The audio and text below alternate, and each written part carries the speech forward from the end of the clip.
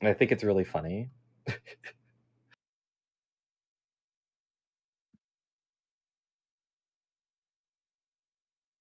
Like, thematically, it's a really cool song, but also, I think it actually is just cool. Holy shit, Connor's here? And it's live in 3:15? Oh, wow. We're I all sure here. am. And V popped in right around the same time. I didn't even see you guys come in. Heck yeah. So punctual. So prepared. I use the back door. Mhm.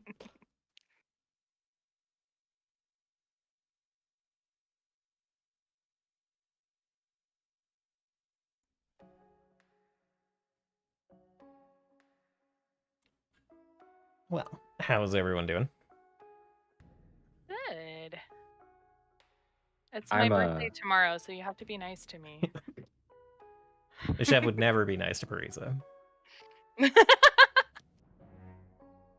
Well, you won't get any niceties from me, so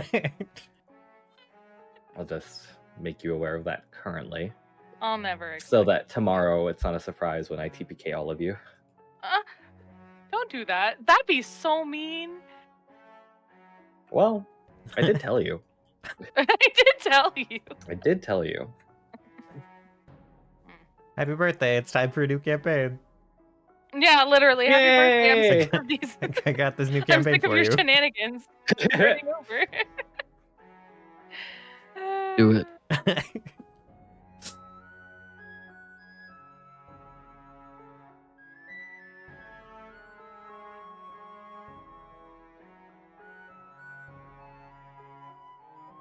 I've been sick for a week, and It's been over a week. You got sick last Wednesday. it was Thursday. Hmm.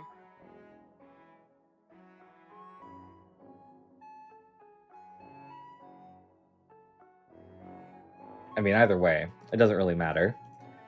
I've just been sick, and I do feel pretty okay today, which is nice. Good. Yeah, I was gonna say. I'm currently in the coughing everything up out of my fucking lung stage.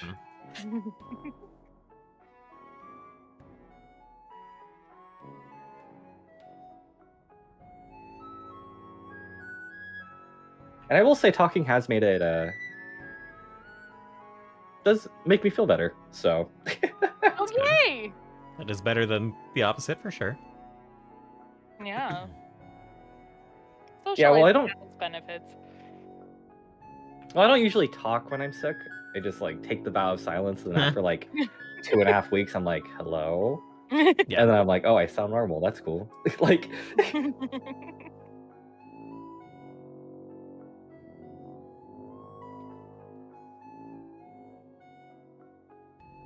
But yeah, I'm hoping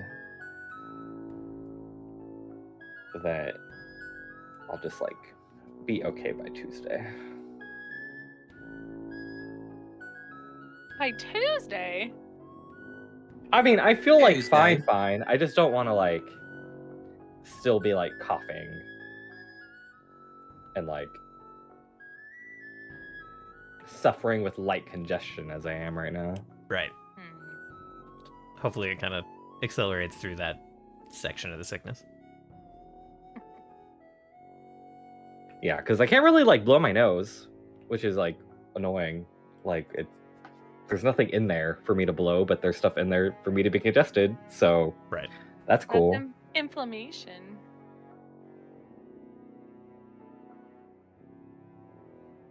Yeah, well, it can fuck off. Yeah, it can.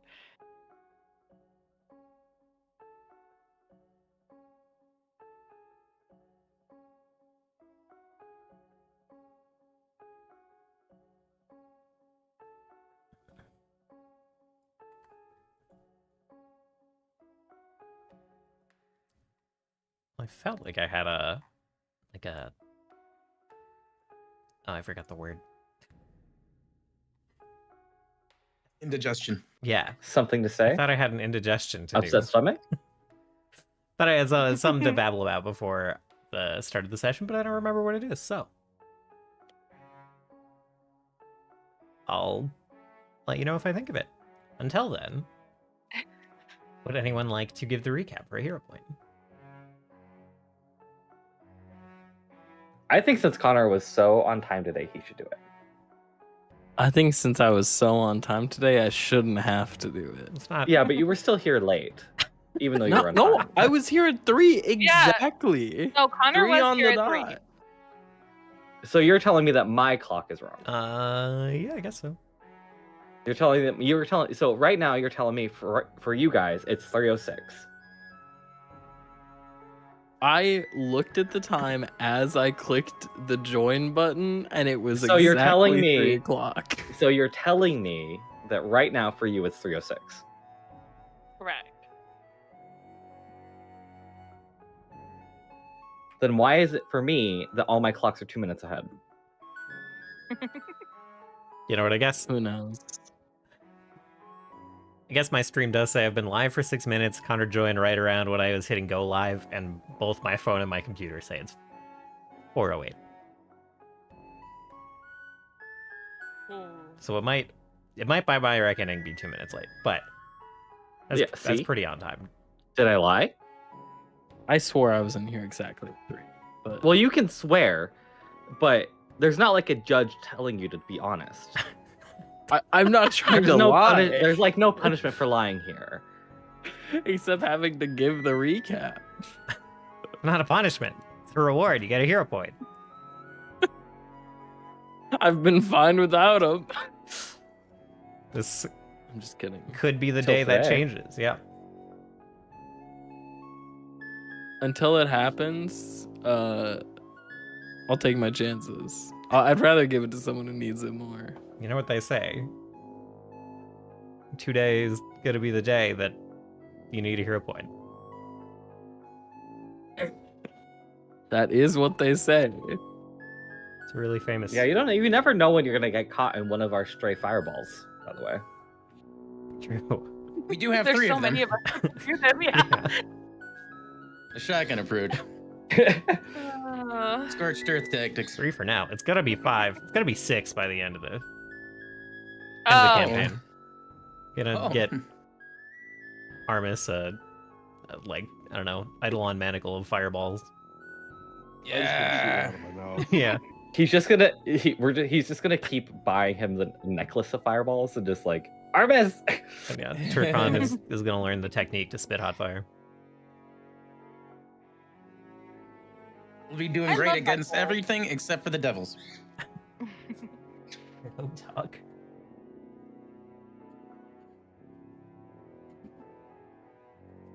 In regards to the end of the campaign, do we have a...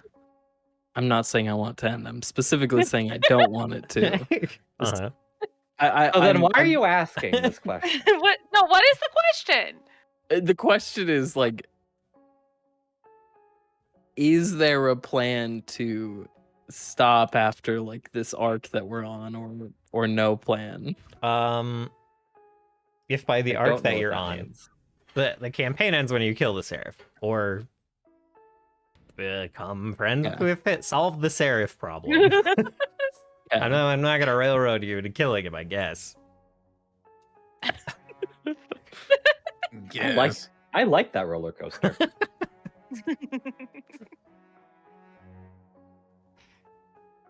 I'm just curious.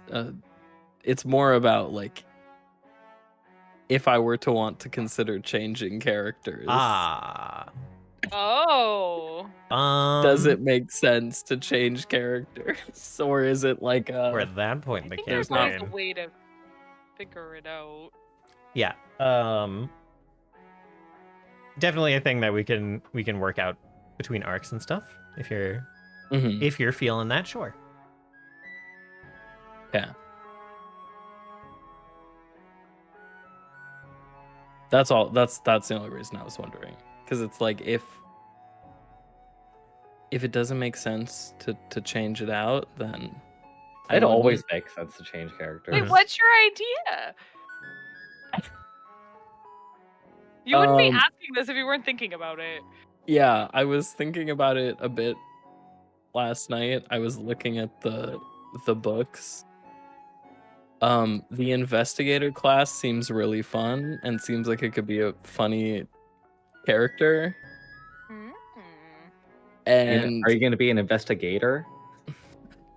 so I was thinking about that, but then I was also thinking about being the oh god, where's the sorry, let me look at the ancestry. Okay. So if we have investigator and a lizard wizard, I think we'll have the ideal team comp. Yeah. True.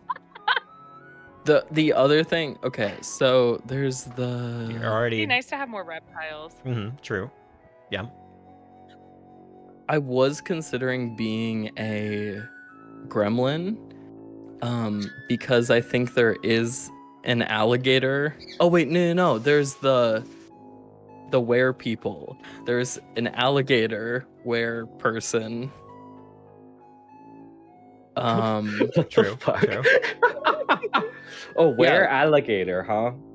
No, it is. It's called A weregator. the were. Oh, okay, it's a crocodile. Were crocodile. That's so the whole bit is you have to get mad at people who call you an investigator. Yeah. No, I'm a but the other. crocodile. I was looking at the ancestries last night and just trying to see what there was. The psychopomp is it's really funny to me that it's pretty much just like a Diadelos Martos skeleton. Yeah. So I was thinking about having an investigator called Columbones as a joke on Columbo. Yeah. I think. I guess I'm uncultured. Still- I don't know what this is. Still a Oh, joke. Columbo. Columbo is a It's such it's a like dumb. it's a cop show from like the 50s or the 60s. Yeah. Oh my god. It's mostly like comedy. Yeah, but it's just like his character is really dumb and really he's like a bumbling detective pretty much.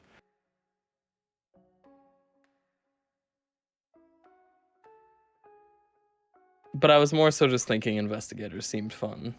And it would force me to Investigate. engage with things more. You'd have to be a knower, yeah. Well, you don't have to be a knower. Just because you have those skills doesn't mean you have to use them. You True. You know. True. But I'm not sure. I was just I thinking. have a lot of about it. experience with people who have the skills to do things and then them not doing anything with them. So I could just tell you that you could just not. There's actually nothing stopping you from doing that.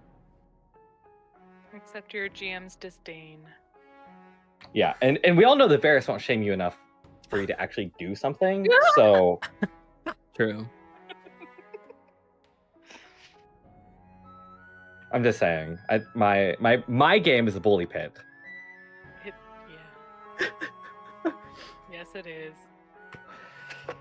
Jeremy, what are you doing? Help us! Mason! Literally me. Unless Nishev has gotten Muted. swallowed by a creature, and then you're like, yes. Yes, do it. You Don't stay over help. there.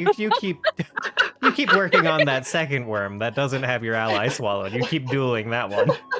You guys keep working on that one. Well, Oh. Stop killing my bosses in 2 hits. How about that? Until 5 turns go by and Nishev is miraculously still alive, and then you're finally like, maybe Yes. you somehow. want to get over to the other worm there, Jeremy. Somehow. It always boggles my mind. I'm like, oh yes, I have Nishev now. And then Nishev moments later, nah, I lived. And I'm like, what the fuck?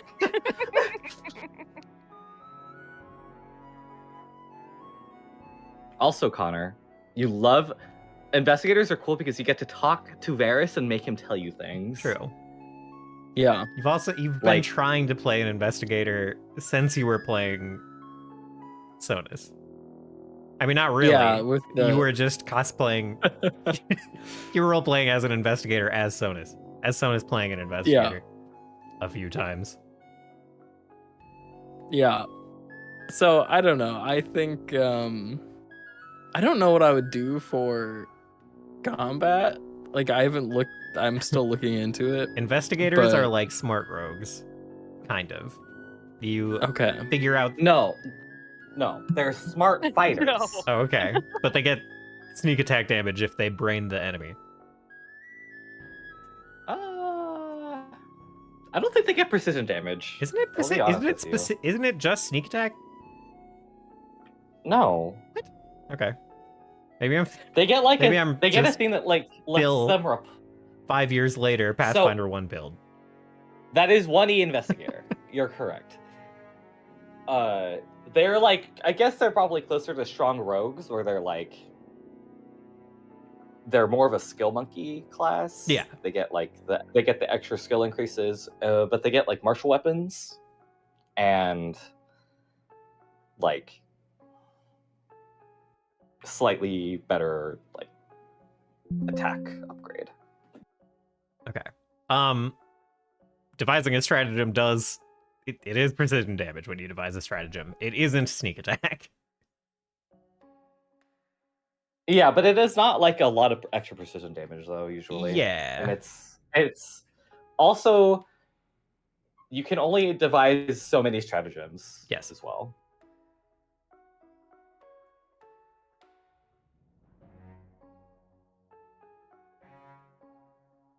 It's still very good though. Mhm. It basically gives you like a free reroll whenever you do it. Pretty good. Yeah. They're very good at like crit fishing, for example. So yeah, you'd be a marshal, largely. Okay. Probably be in melee. Finally, Turcom would have a melee buddy again. True. Melee friend? Also, than you would Armis, I have- guess. Like we would have a great person to put an adamantine sword on. That's true. Yeah, so I shouldn't do investigator with a gunslinger archetype. Oh my god. I could do inventor. I will be do, like, completely Inspector honest with you. Gadget. Using guns without I almost did that myself. having access to the like gunslinger ways is really bad. Yeah. It is very likely to end up with you being like, I hate shooting guns. Yeah. It's a lot of action Yeah. economy. Yeah. And you are already like, you already don't have a lot of action economy as an investigator because like almost every turn you want to devise stratagem. Okay. Yeah, so if you're like devising stratagem, reload, shoot, that's your whole turn. Yeah, that doesn't sound super fun.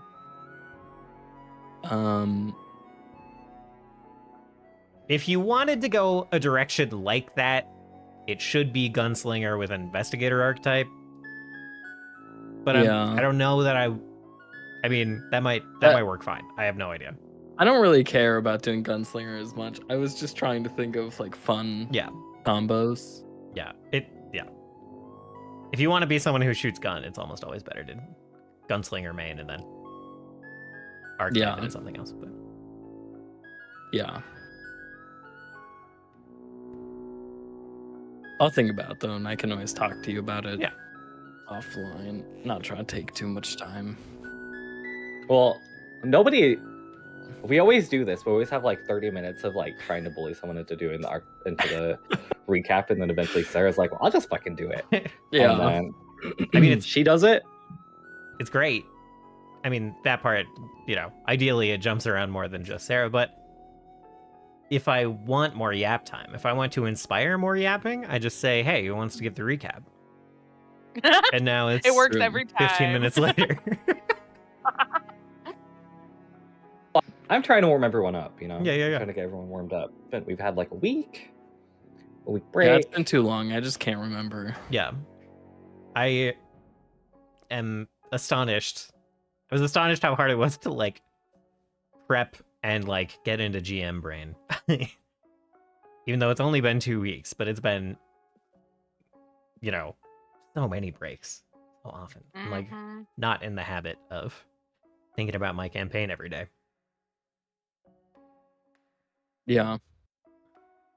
My problem is the notes that I take, I never delineate where's the start of one session and the end of others. Yeah. And I'm Oh, like, no. what did we do specifically last time? I have a very specific like prep sheet that I fill out every time, so I don't have that problem. I can't tell you where we started. I am refusing to be bullied this time. I've already done it 2 times in a row. Yeah.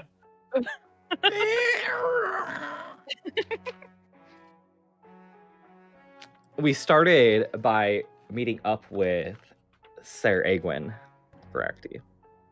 Well, there you go. Keep going. I don't think Mitchell needed help finding a place to start and give the recap. So anyways, we met up with Sarahtonin and headed to Solak, and I think during the nighttime we decided to stay at his uncle's estate, who turns out to be the governor. He turned out to used to be the king of this area, but decided to join the overall country of King King what's his face? Rurik. That's a good Yeah, name. King Rurik, and become a governor of Mona, and instead of the king of the area. Yeah, we had a nice little chat, hangout, rest there. Turkan got into the alcohol and got to hang out with Sarahtonin a bit, and then Stairs did too. They had a nice little chat and learned more about this dude that's trying to do good for the area and stuff, for the land. He seems like a nice guy. So of course, in the morning we ditched him, and we we went straight to the local church, which we found as a kind of a library / church of Arcanus. We talked to one of the attendants there. She let us look around and look at the basement. We found let's see here. We found a prayer room, and Sarah decided to say a little prayer, and Sarah decided to more ask a question, and he didn't quite get an answer aside from "I'm sorry," and it was a very fugue state of getting that. In the prayer room, the whole the thing that you focus on is a wild-looking geometric shape on the wall that makes you kind of lose all focus and kind of go into a state of otherness, which I thought was pretty neat. Let's see, what else did we do?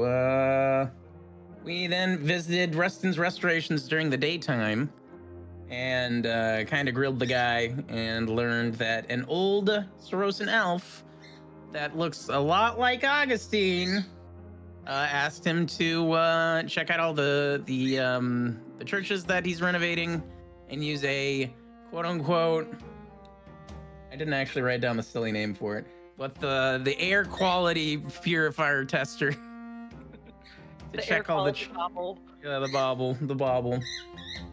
Found out that he gave him the bauble, and it's supposed to glow brightly and vividly when it's found what Augustine is trying to help him find.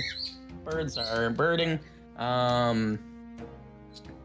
It hasn't glowed nearly brightly enough so far, but it has lightly glowed here and there, which is why they had the Arcanus Church cleared out. Bird! Half the reason I don't give the recap sometimes. Plenty of birds in this town. Oh yeah. We also learned that Augustine placed a brand on him to allow Augustine to view the world through Reston's eyes, which was dispelled. Oh yeah, air quality bubble. Actually, they write that down. So now we had Reston write up a letter to his brother, which we're taking to his brother, way out of town. I think to the northwest, was it? Yeah, past the rivers. And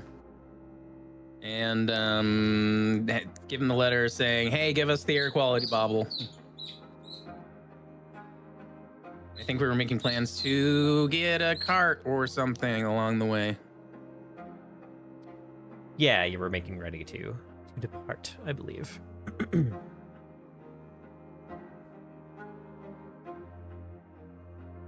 don't think I missed any of our other plans. I don't think we did a lot of waffling. We're like, this is what we should do this time. That's true. Well, there hasn't been a lot for us to waffle over. We're focused. More or less. More or less. Last session, Focus that is for true. us. The previous 3 sessions, the destination changed a couple of times. It never waffled.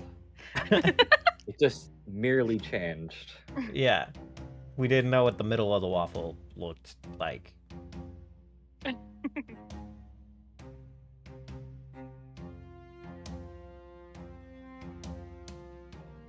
All right. So yeah. You were, as mentioned, just departing Resden's restorations and kind of heading up the road to make preparations to leave. Wait, and somebody was watching us. Wasn't there? Was there? Didn't we say Yes. He gave us the post-scene credits of us being watched by a glinting metallic figure. that? That's why I didn't write it down, because we didn't actually like Oh. see it. The post-scene credit.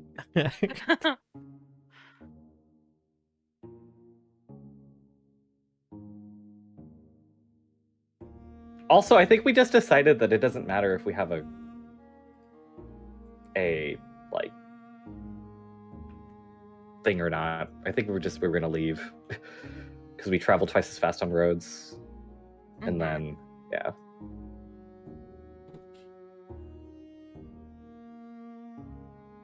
Halfway, we're gonna lose the road, aren't we? Yes. Yeah, but if we lose the road, then we lose the benefits of having a vehicle. So Why don't we get a cart and some horses?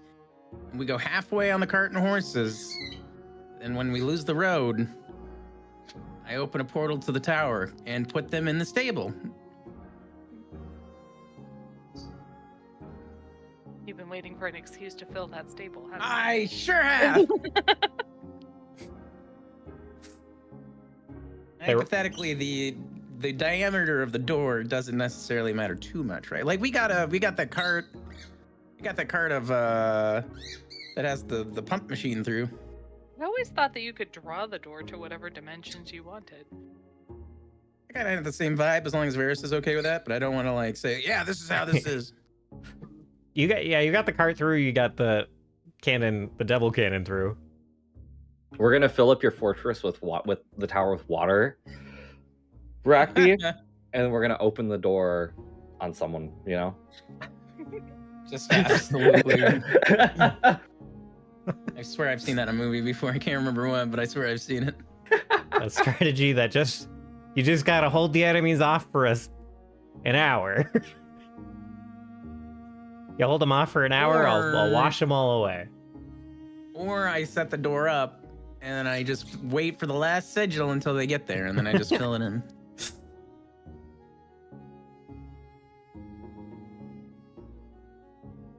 Weaponize that door.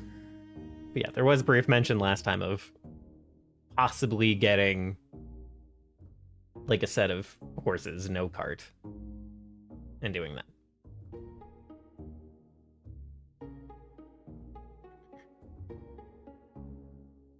I'm sure we could find a use for a cart.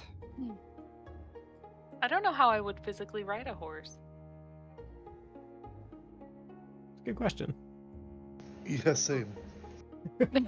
Honestly. Turkon would need. Get him a little donkey.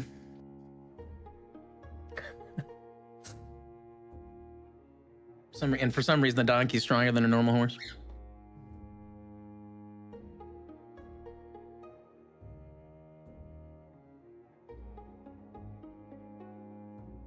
I think that kind of used to be a thing in D&D. Like donkeys could haul more, like carry more stuff. Yeah, but you couldn't ride them. Yeah. Usually. Yeah. Third edition. It was an inventory donkey, Hmm. and they were super cheap. And it was like they could hold like 50 bulk, basically. Bought one of those in session 1 once. Grad did not stop laughing. Well, and then they were useful because they were like only a gold or two, and then you could like trigger traps with them and stuff. It was, you know, Yeah. if you had to, you could do that. They would go into dungeons and horses wouldn't, etc.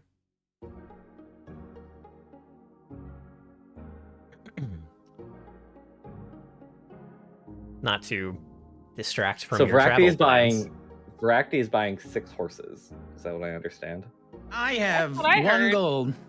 Oh, looks like you're not buying any horses. All right. All right.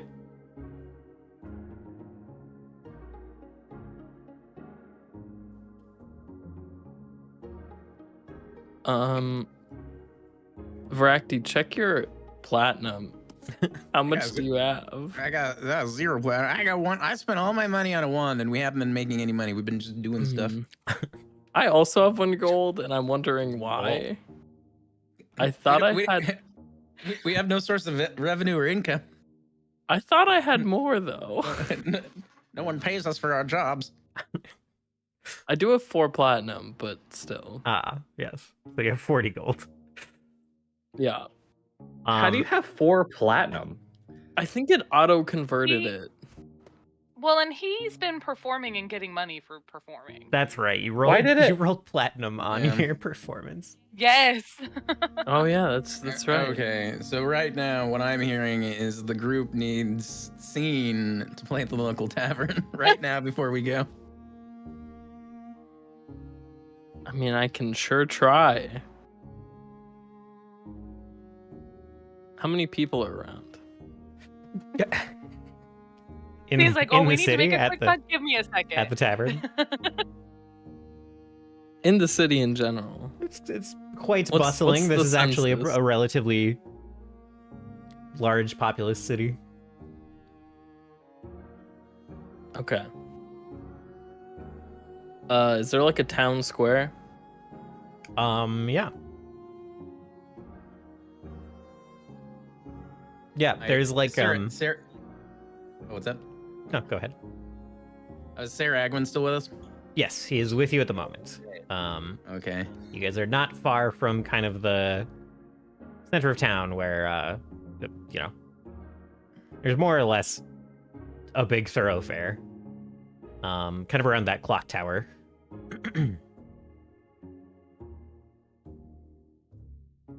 Sarah Agwin. Yes. Now tell me, what is something that the people of this region really rally behind? That that really pumps them up, you know what I mean? Well, with what respect exactly? Well, what really, you know, what really excites them, energizes them? Is it? Do people really enjoy the story of taking down that watery tot? I suppose Anything else of the like? do hear people discuss that clash of Rurith and the lake creature on occasion. Is there anything else like that?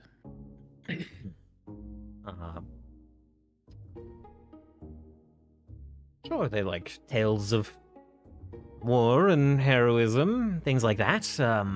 There's this sport where you have a racket and a ball and you try to hit it through these metal loops.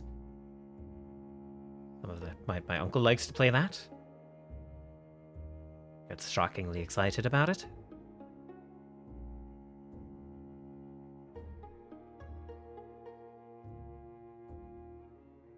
Unless there's a theme for that, I suppose the water monster will have to do.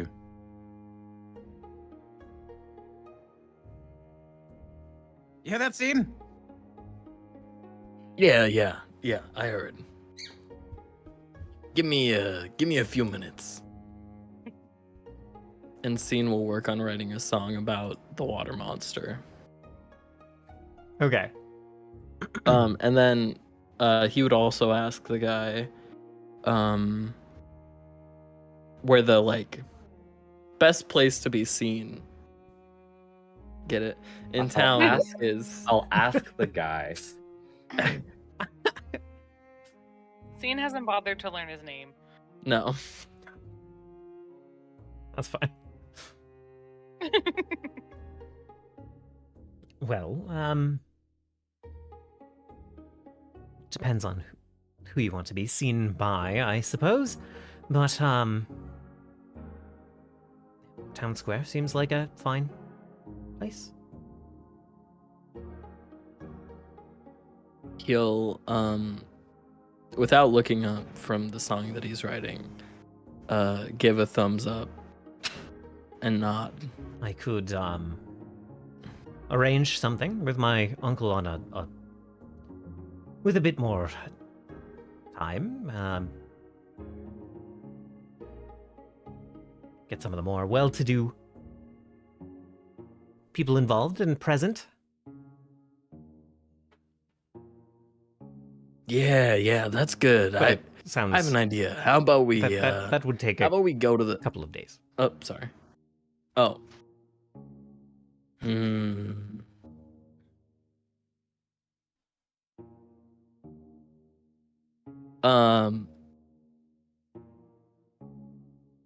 Let me see.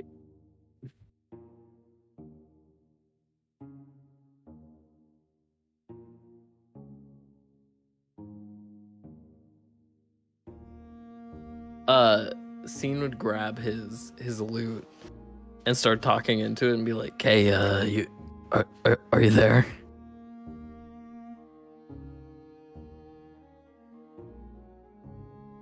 He would like knock on the side of it too. Sorry, yes. What can I help you with? We're trying to throw together a quick performance to make some money and to, you know, spread the word. And we're trying to come up with the best idea that we can pull off today. Do you have any ideas? Let me just investigate a little bit. Let's see. I'm currently working on this song about a water monster from around here. Right. Water monster. So are you asking for help putting this song together, or getting an audience for the performance? Mainly the audience. Okay. One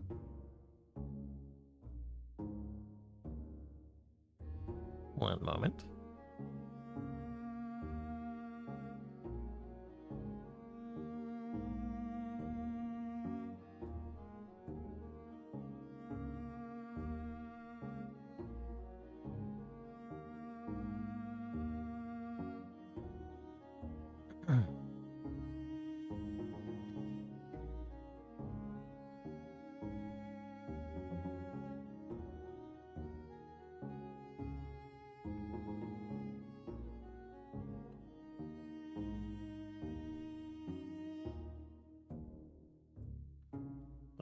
Oh, I have a filter on. Okay.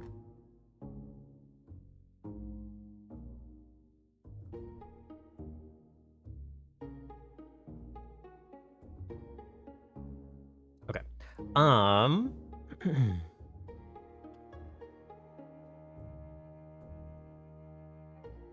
I can help you perform. At the moment, my ability to help you get an audience is a little bit limited.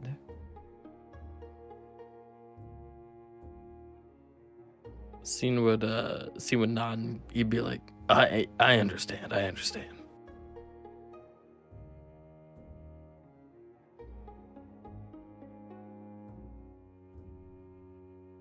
Let's see.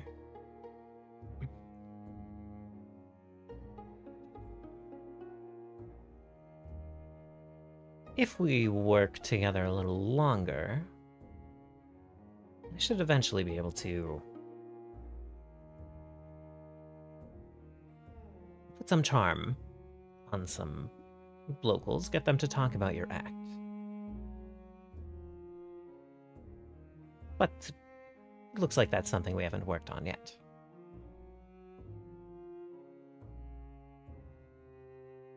Seeing with Dodd. Yeah, that's all right. Do I have any points available to use on stuff? On Tuvishtav, I don't think so. How do I get those again? Certain story things Okay. and leveling up. Oh, you might get like a double whammy when you guys hit 9. Oh wait, I do it. Well, I'm not sure if this is intended or if it just happened from like resting, but it says I have 4 of 4 charges. Yeah, you like anytime you rest, you can. So you have like staff charges in Tuvishtav. Okay. Yeah. So you can currently cast spells through Tuvishtav. Yeah. That's what I was wondering. I'm trying to click on this dumb spell. I might just have to look it up. If you're looking in the skill tree, it doesn't let you hover over the tooltips and click on them. It's like my one complaint about the skill tree. Yeah, I kept trying to. I'm I'm trying to look at the Euphoria because it says she can cast Enthrall. Yeah, that is a thing that will fascinate the targets kind of around you for as long as you sustain the spell. Okay. So like useful for holding the attention of a crowd or what have you, once you have the crowd. Mm-hmm.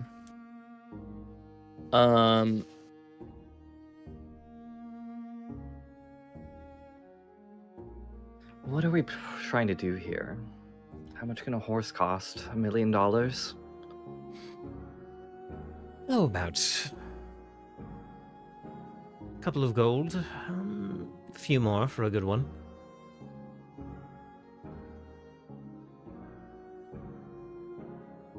How much would you say for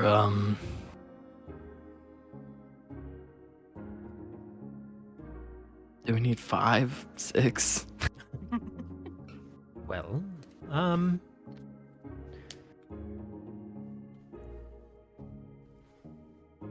mean, I would say that's from anywhere from 10 to 40 gold, depending on, again, the quality, training, that kind of thing.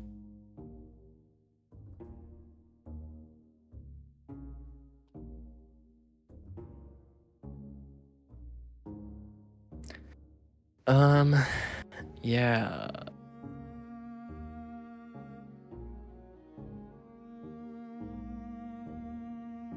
Scene would look at the group and be like, if you guys can give me 2 hours, I'll bring back some money.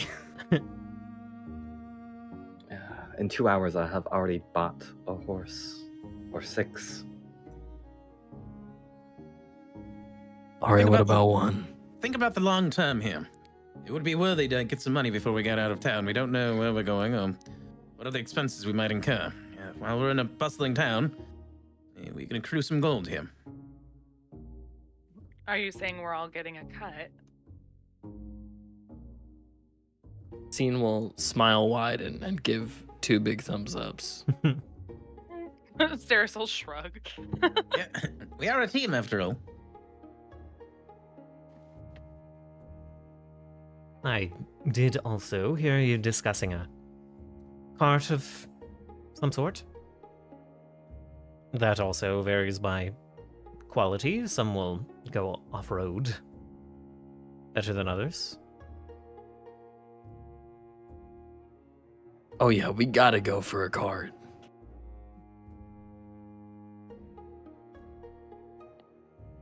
I see it being useful, yes. All right, it's decided. Give me 2 hours and I'll be back. And Scene will just like float out the door and start heading towards the town square. All right. But as he's walking there, he's gonna be shouting and being like, performance in the town square. Announcing yourself. Yeah. But he's gonna try and run fast so people don't see him and be like, and just like shouting it, like, acting like he's someone else, talking about scene, being like, "There's someone performing in the town square. You gotta go." Okay. Stairs will turn to Turkon and ask him if he wants to go watch. Yeah, sure.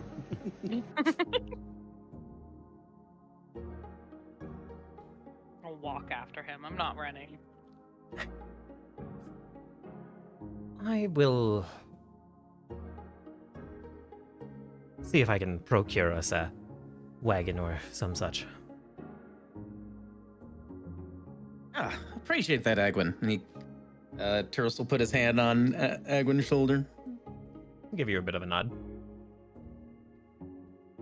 I'm going to rally the troops, as it were. Excellent. And Turles is also going to run off and start yapping about an out-of-town bard of legend that's going to perform in the town square. All right. Okay. Excellent.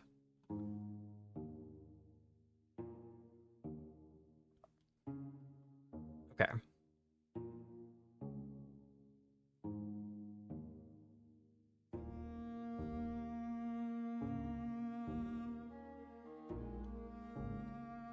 I think I could just, unless you guys have something else you would like to roll and make an argument for, diplomacy from both of you works, as you're spending a little bit of time spreading this information around.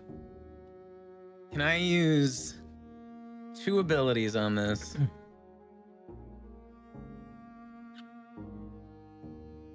So rumor and group impression. So rumor actually does take 2 hours. Yeah.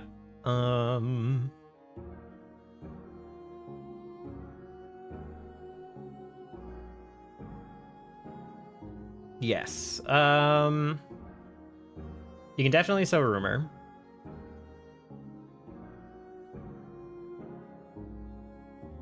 Group impression Maybe, like- is like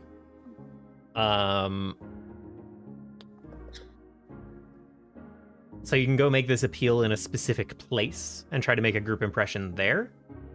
All right. And that can kind of like This is- kick off your rumor. You can kind of try to convince people in one specific location, wherever you think would be the highest impact. Well, not just one, I guess.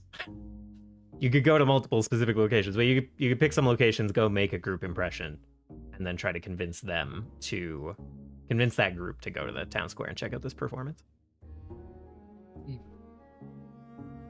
Sounds good to me. And you can, Okay, so you said diplomacy. yeah. Do you want it hidden or?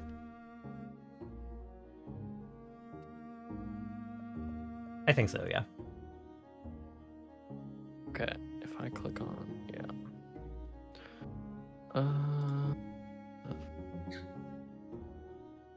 Blind GM rule?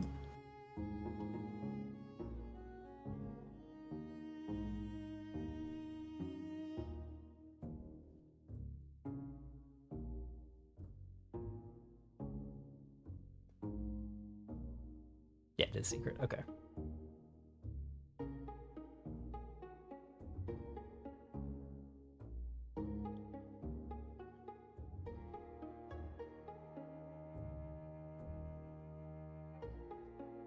It's so funny that there's not technically like an equivalent to sowing a rumor for like not deception. Well, it says which may or may not be true, Yeah. and this is true. Yeah. Mostly. Okay, so Obviously, I'm, as one might say, I'm gassing up Scene's background. but- right. You're probably coming at it from a more interesting angle than come watch my buddy's show too. Yeah, exactly. Just going around and he's like finding groups of people and he'd be like, You're in for a special treat today if you have time. In the town square, not 2 hours from now, one of the most legendary performers, one of the most strangest but most interesting you'll ever see, is going to perform in the town square. Feats of legend, his music is, and he's learned about the local lore. They say it's going to be very interesting for people here, that you'll find it quite enticing indeed. Well, that sounds like a good time.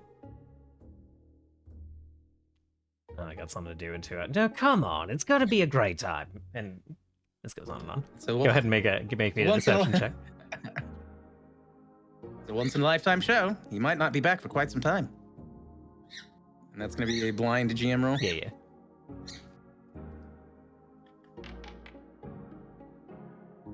Okay.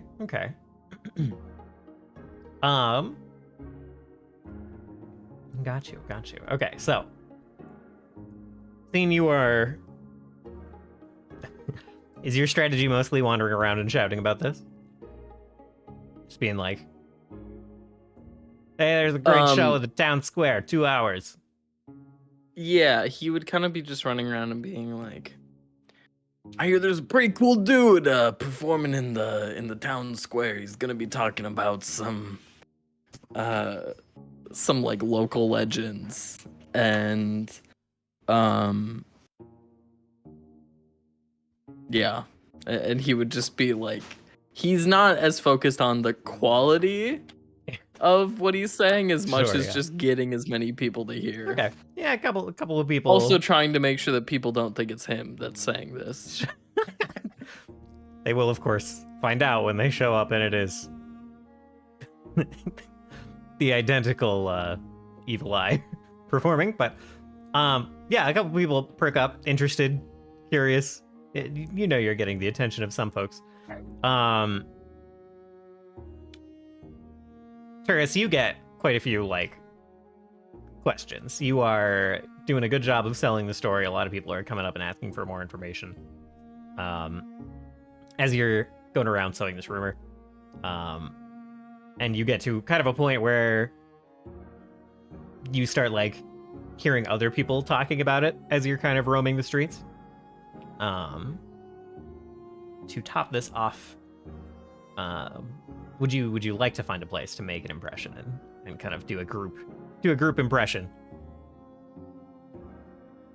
Yeah, I guess near the end of it, I'd probably go to the square itself, and maybe do kind of like a front man for the band of You're the opening act. the herald, the announcer guy. All right. For that one, go ahead and make me a diplomacy check. Okay. This one can be.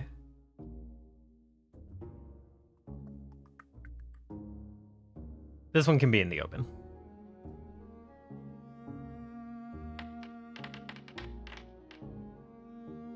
I'm gonna use a point to reroll that. All right. Oops. Yeah, no, that's the right thing to do. Okay.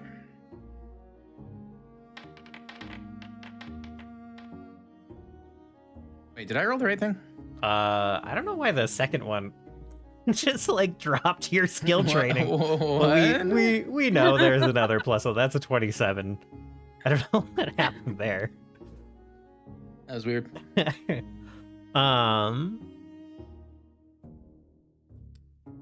Yeah, so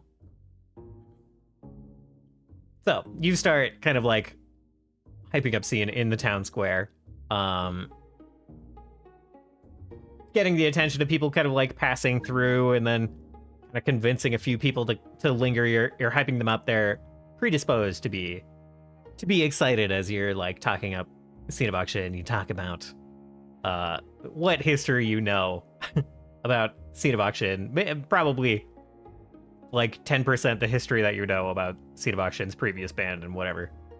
And 90% just making stuff up about this Kalmakortian bard. One time only show. With eye like fire. Yeah. So, seeing when you are returning to the square, you're kind of already seeing, you're hearing some hustle and bustle around the town square. And for a moment, it's not clear what the hustle and bustle is about, although you can decide what your assumptions are based on your own marketing. And then you see kind of in the middle of this crowd is Turris, who is hyping you up as you approach. Okay. Yeah. Scene would just be like setting up. And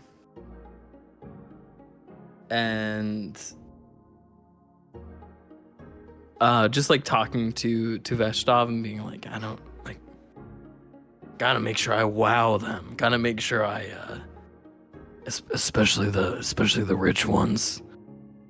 Of course.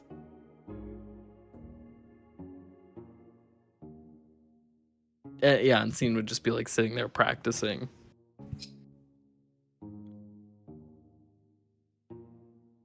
I'm gonna watch, like, as I'm continuing to gas up Scene here, like, wait for him to, like, see if when he's ready. And whenever it seems like he's ready to go, I'm gonna start, like, getting the crowd to start chanting Scene.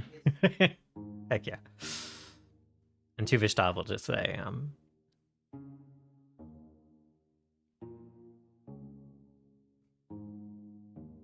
just do your thing, and they will see just how magnificent your performance is.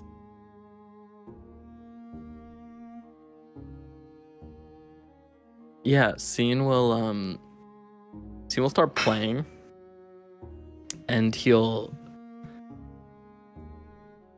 start like clearing his throat and just be like, is everyone ready? Yeah! Scene! Third!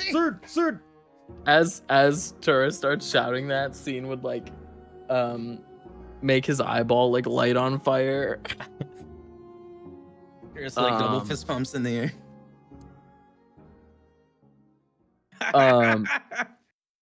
And Scene would like point 2 fingers out at Turris. And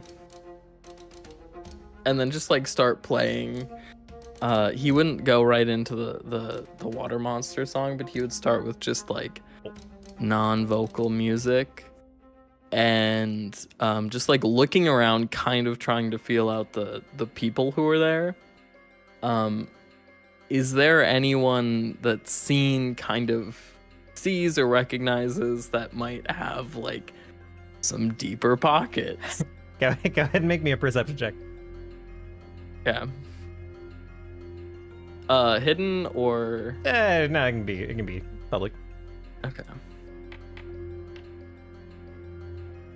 Okay. Yeah, there's quite a few. There's you know what? There's you spot 2. There's one who bears kind of a striking resemblance to Ogwyn. Kind of like taller fellow, similarly kind of like blonde, messy hair, though much shorter, kind of like cut off in almost kind of strangely clean cut at the end of the curly hair, kind of like right around his jawline. Kind of wearing like a rather fancy like overcoat. And then there's kind of another fellow who kind of has like near the front has kind of like more of a suit jacket going on. They have like clearly just like a golden pocket watch chain, kind of like, you know, looping kind of like around their side and into one of their pockets, wearing lots of like jewelry and such. They look very, very well off. Slightly more portly, slightly less tall, kind of a reddish hair. Yeah. Scene would he's still not singing or anything. He's kind of just like looking around playing stuff. He would lock eyes with the person who's not the familiar one, who is probably like Ogwin's did he say uncle or Uncle. just some relative? His uncle is the governor. Yeah. Okay. Scene's thinking that, you know, that guy is probably more likely to support us anyway. So he's gonna focus specifically on this other person, and he's going to try and use mesmerizing gaze. Okay.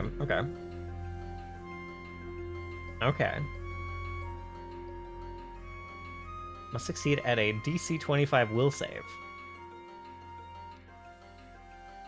There's also something I'd like to do at the end of the performance. Okay.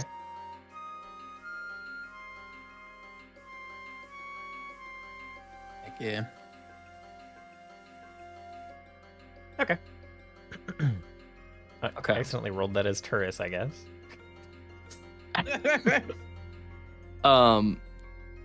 And then also,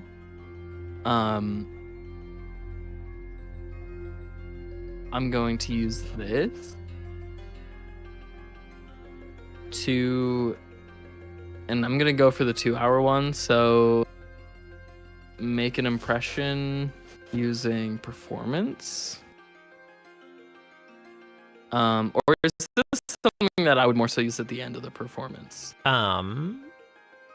Performance. Performance diplomacy if you spend at least 10 minutes performing in front of the audience.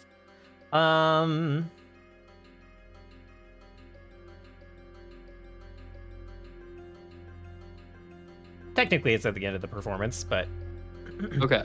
Then before that, okay. I'm loading up on as much as I can. How do I put this in the... So this is the Winding of Tuveshtov option. The Euphoria. It says... Once per day, you speak at length or demonstrate your craft, or you enact a performance. Tuveshtov casts Enthrall at a rank equal to half your level. And then it's just, there's a legendary proficiency thing, but that doesn't matter because I'm only master right now. Okay. And this should be level 3. Just I pulled it out of the Sure, yeah. the compendium, and that was the base level, which is half. So Okay. Gotcha. I can throw it. Should go through and like add all the spells to your staff entry at some point. Okay. and would that take 3 charges because it's a level 3? Yes it would. Okay. So I'll put that down at 1.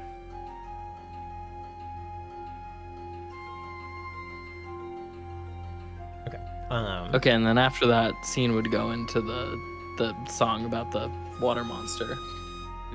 Who else in the group wants to help with the performance?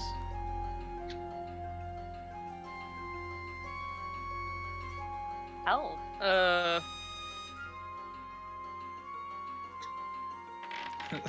I'm gonna do.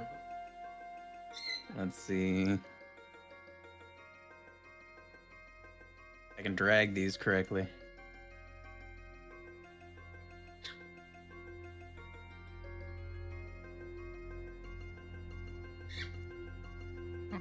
Anybody who wants one?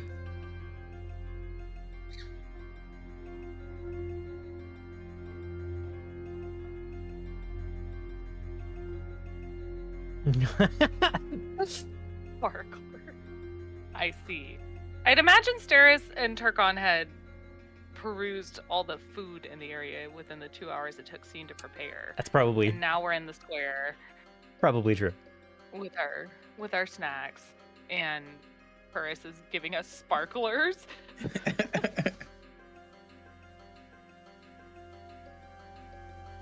Mm-hmm. spreading around Okay. the sparklers. A bunch of the crowd seems to be getting really into Scene's performance, super drawn into it.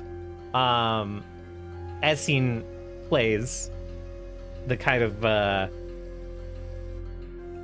very wood that makes up this fiddle that he has acquired. I don't even know exactly how you... Are you playing this like a bowed instrument? Are you playing it more like a lute and like plucking strings? Yeah, more like a lute. Okay. All right. But the wood that makes up the lute, in that case, it is kind of shifted shape to match your performance style, according to Tuvishtov's will. As you are playing it, there are like sparks coming off of like where you strum that are like subtle at first and kind of like growing in brightness over time, and the wood of the lute kind of glows, gives your the front sheen of your eyeball a reddish underglow as it lights up. And it's like subtle except for the people who are enthralled. But the kind of like light in the square almost seems to like dim a little bit to increase the contrast around Scene himself.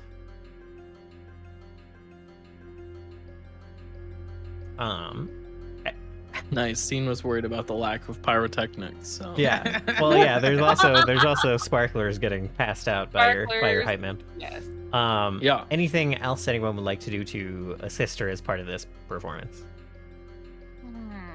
The only other thing I can I do, know. and maybe it's along with the sparklers, is just aiding somebody else's role with Dungeon Unity. Okay. Yeah. Yeah. You're. So go ahead and aid. I guess you already kind of. Or I know Turkon wanted to do something, so maybe I can aid him. I also still have to do Yeah. my make an impression thing. Yes, you do. Yes. Well, let me lay out what I'm going to do real quick. Okay. I'm going to stand at the Lay it back on of the back of the crowd with now this messy plate that I've already eaten all the food off of, like sauce and shit in it. And I'm just going to hold it out and wait for people to like turn around and leave, and then I'm going to intimidate them as they try to leave. Say, you need to pay for this performance, but not actually say it, just like stare at them. Oh my god. So the Oh, people we're who the are not bouncers! interested, you're like trying to turn those people back around and be like, no. Okay. No, I'm not trying to turn them around. I'm trying to get them to pay. Yeah. He's We're using his threatening plate. them. He's using his plate as a collection plate. Okay. Yeah. Go ahead and make me an intimidation check then. At the front, Scene would also have like a place for people to put money. Okay. Ooh. Yeah, And I that's feel what like- I meant to do. And I feel like the intimidating glares are only those that obviously aren't going up to pay, the ones that are just trying to leave for free.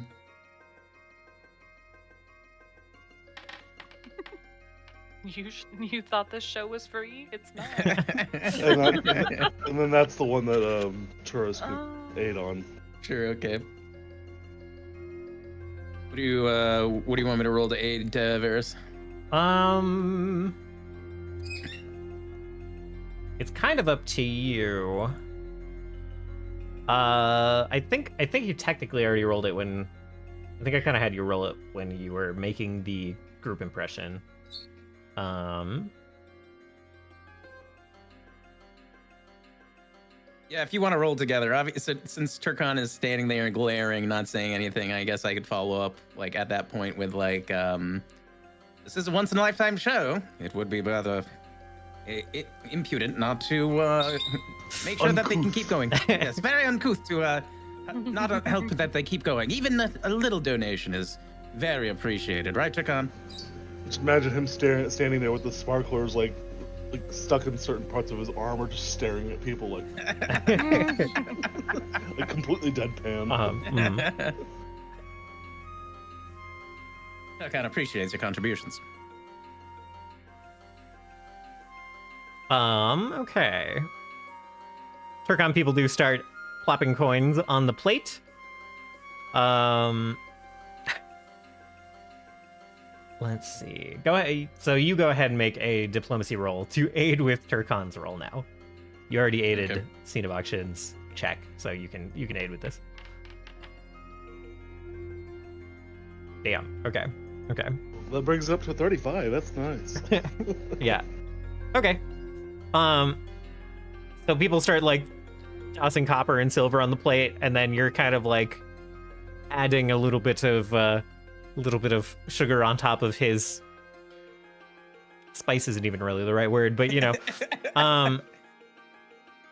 And a couple more people kind of like, you know, they'll start fishing around in their pockets, looking a little ashamed at their initial reluctance to support the arts. And a couple of gold coins clatter onto the plate as well. Beautiful. So for these early leavers, you guys collect about 4 gold total. It's not a ton. It's in a lot of small bills. Like I said, lots of copper and silver from people who are less well off. But it adds up to 4 gold. Then I'll remain at my post like the busters at Ren Fair at the end of a performance, you know? Yeah, yeah. Just like wait for people to leave. Not necessarily angry at these ones for leaving early. Yeah. Excellent. All right. Ian, back to you. In between songs, Yeah. Scene would say something to the effect of I'm trying to find one sec.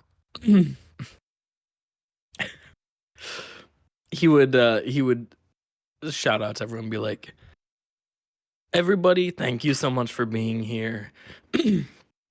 Tips are greatly appreciated, but are never required for viewing. Anything that you donate will help to make the performance better for future viewing, but never required.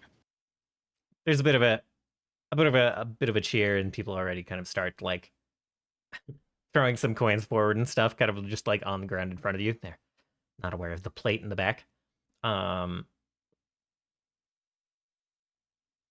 Despite your humble the humbleness of that request, it seems to prompt a few donations. Nice. The streaming tactics work.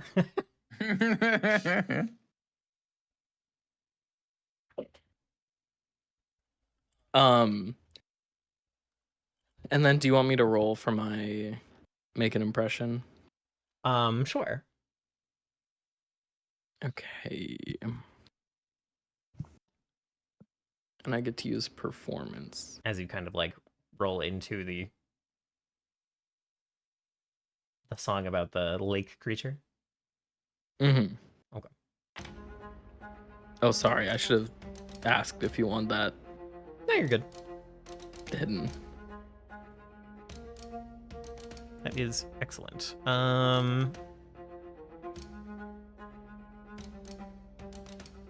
Okay. And that should be able to target 50 people. Gotcha. Wonderful. Okay. Yeah, the crowd, as you are playing the song and you start singing about the sea creature, the lake creature emerging from the waters and attacking the town, recounting the story that, recounting and embellishing the story that you heard from Ogwyn. People start kind of cheering and losing it a little bit. And again, start kind of like throwing coins forward, a couple of like flowers and stuff, as people are just going wild in response to your performance. The one kind of like more well-off fellow who you tried to catch the eye of is like clapping along and like smiling, kind of nodding along. Check in on him every once in a while to see how he's doing, and he is hyped up. So Miss, what are you doing? Turn your head upside down. I'm gonna take a little parchment, write tips on it, and stick it to the front of his helmet. Okay. All right. Add another collection box for the performance. Okay. So.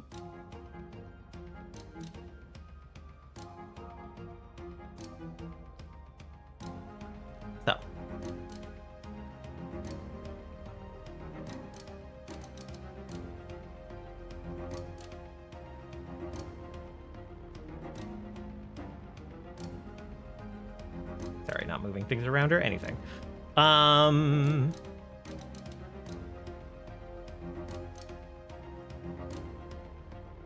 Okay. So you are making this performance. Crowd is going wild. Isha and Steris, you're not, it sounds like you are not doing too much while this is going on. I went to go buy horses. Oh, you left. You're just fully not here.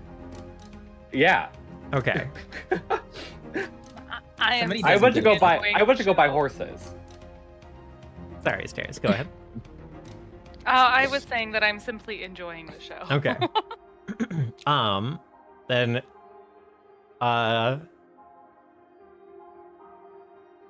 guess despite Isha not being here, can you roll me a perception check as well? Steris you as well. Sometimes it just be no one stuff though, you know? Yeah.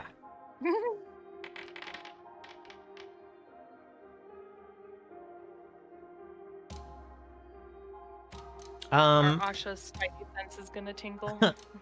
A little bit.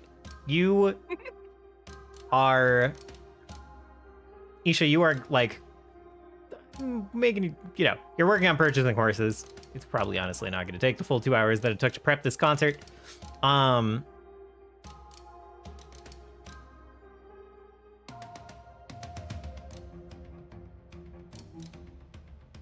Let's see. The reason why it takes 2 hours is because I'm walking around with my hind legs. Right. Yeah. You're in your human form. So at some point you, once you like kind of barter for these horses with a very confused human,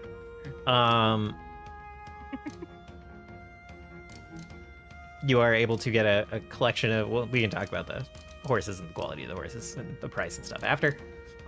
You kind of get this sense that you are being watched at a particular point in this discussion, and you kind of like look around, and you just like catch sight of something moving away from you, kind of back south, along the rooftops, but like you don't get a good look at it.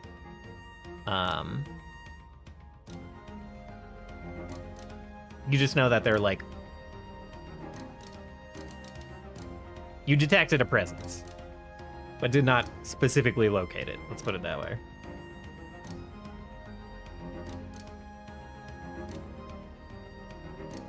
Okay.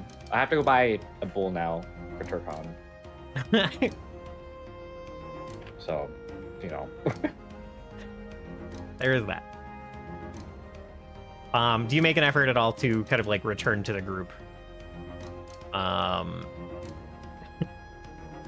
While this concert is going on. Do I feel like I'm in any particular amount of danger? I guess that's a good question.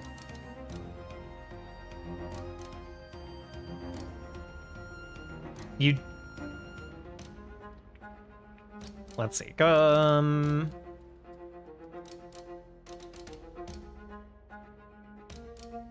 I would say yes. I would say I don't know how uneasy Isha would get, but you don't think it's like Ogwyn or one of his men or one of the locals keeping tabs on you. It is more likely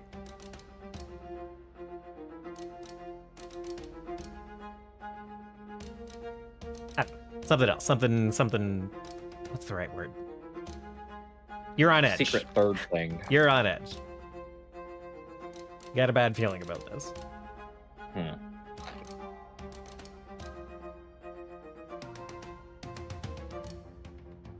I guess I ask if this guy has an ox. Then I don't specifically go seek out a second merchant. I think I have a contact who might.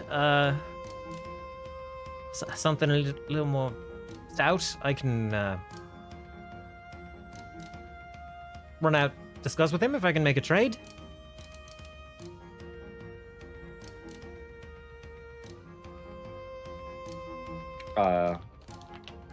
Yeah, Isha will give him like double the amount that is required, and then she will leave. Okay. She'll head back to the group, I guess. Right.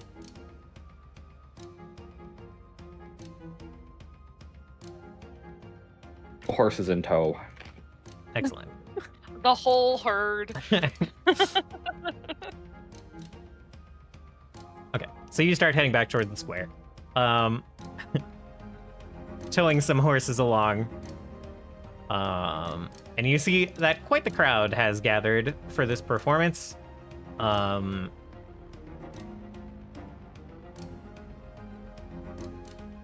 You are arriving just as Scene is performing this song about the lake creature.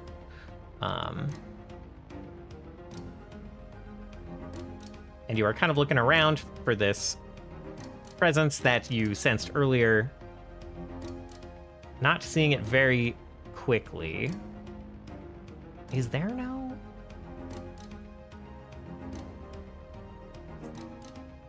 You can't flip a tile. Super doesn't matter, it's fine. Okay. Let's see what I mean in a moment. So you're arriving as Scene is kind of like getting to the apex of this performance. Looking along kind of the rooftops, looking for this presence that you sensed earlier.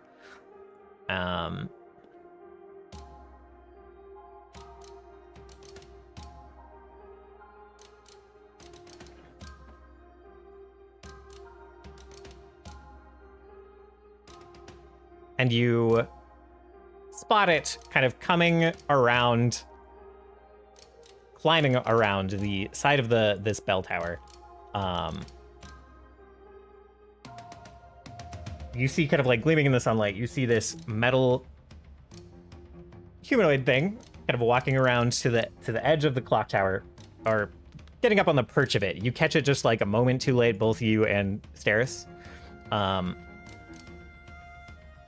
Do not spot it early, but then it climbs up on the edge of the clock tower ledge. As Scene, you are finishing up your performance. People are cheering as you kind of like wind down the song. Again, like throwing donations of money forward. They're filling up Armis's head in the back. You hear a lot of chatter about like, oh, that was an excellent performance. Give my compliments to the bard. You really undersold him, I think, Terrace. Yeah. some of the folks who you were like talking up elsewhere are like coming up to you and like giving their compliments. For you to forward on to Scene. Scene. I know I kind of am doing this out of order, but Scene, is there anything you would like to do to at the end of your performance as you're like finishing up? Anything you do or say as people are like cheering and people are like starting to move forward and to like try to talk to you or like give you more money or things like that. Kind of some of them maybe not sure what the protocol is. Yeah.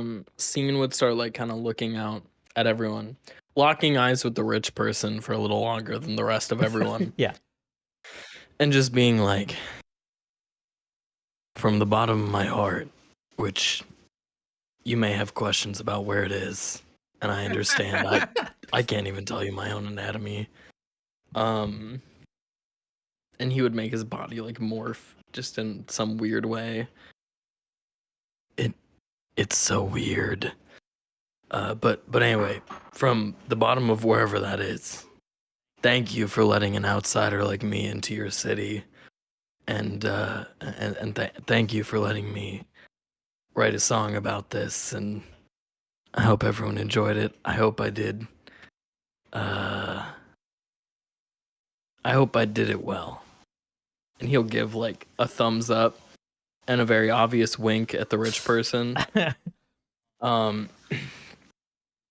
He kind of smiles wide, says something to the person next to him. There's another like big cheer in the crowd. They start like yelling and clapping, and then they all kind of suddenly go quiet. There's like some confused murmurs. Isha and Steris, this is like now, right? When you see this kind of metal figure perched kind of on the top, not the top, on one of the like the balconies of the clock tower. And then jump down behind Scene a good few feet. And you see that this is like a kind of four-legged metal thing, metal construct. It looks like a suit of armor, much like Armus actually, but with four legs.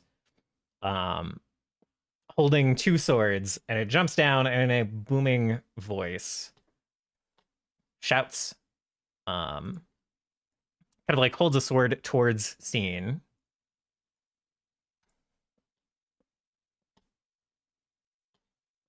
Oh my god. They are facing the wrong way because I couldn't flip the tiles. Holds a sword towards Scene. I'm gonna delete some of these walls. And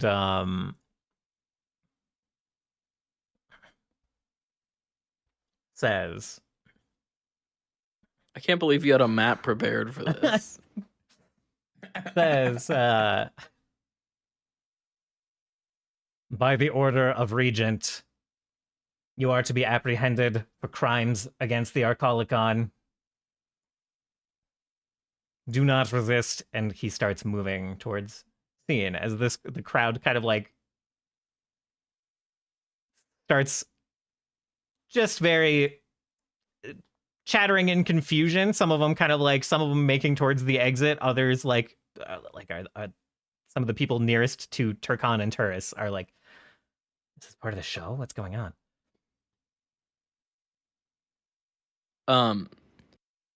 Scene would shout at, if it's okay, Scene would shout at everyone, be like, everyone, there's no need to worry. My friends and I will protect you. And he'll once again point at the rich person and wink. That's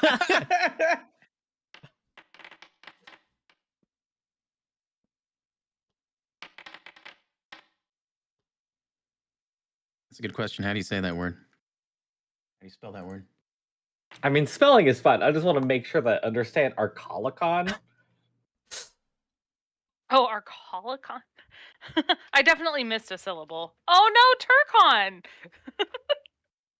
I'm too busy intimidating folks.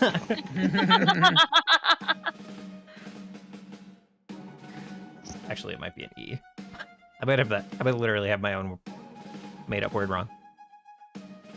Or it's an O. Okay. Hey, Arcalicon. if it's your made-up word, you can spell it however you want. There we go.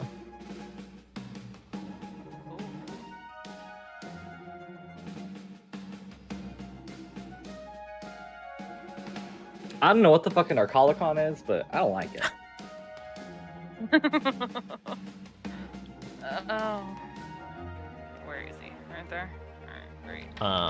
Scene, so far it looks like Let's you go first as you like turn around and face this thing approaching you. Turris just rolled a We're locked in. Turris just rolled a crit. Does that mean that Turris goes first? No. Even if I Doesn't rolled higher? Doesn't matter for initiative rolls. Okay. I know I should know this by now. It's been like almost 5 years, but actually never maybe know. it's been Something over. change. I don't know.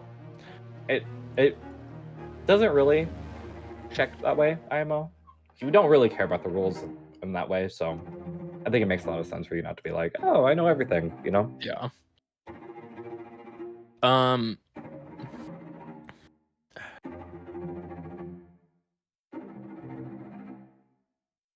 This is annoying.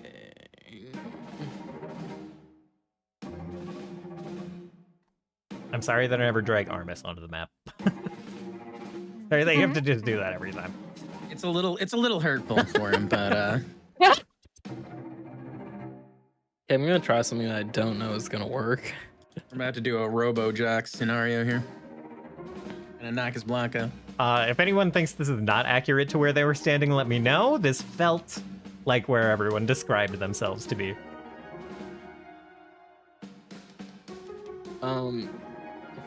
Isha, I can... Yeah, so you're wrong. I'm actually over here on the gallows. Oh, yeah, right. Because of Right. Definitely just a market stall. They definitely haven't recently executed anyone.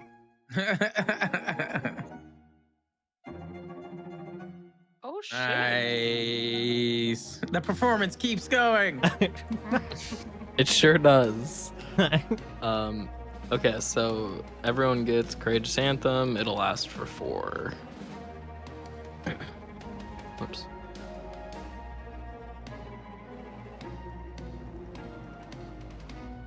And then Scene is going to whip around looking at this guy. Are you actually in? Are you actually in 60 feet of everyone? No. Oh, am I? Oh, you are not. Oh no. Okay, never. Can I not do that then? Yes. I know. You could just move. Oh, I know, but I want to do something. What I'm gonna do is I'm going to not do that. They'll get it this when they time. move into the What I'm gonna emanation, do right? is not do that. Oh, No? wouldn't No. they? The way that it applies, it is not constantly emanating from you. Emanates from you one time. No. And it keeps emanating? That's weird. So it's not an aura? No, it is not an aura. Okay. Huh. I mean, you could roll it however you want. I'm just saying that technically, what happens is you do it the one time, and then if you lingering composition it lasts for 4 rounds. That's very interesting. Okay. Okay. I'm, instead of doing that right now, I'm going to take an action and then move. Okay. I'm going to try and show this guy what it's gonna look like for him to die. Whoa. Okay. All right. Like I said, I don't know if this is a great spell. I don't know if this guy would have goodwill. So let's see.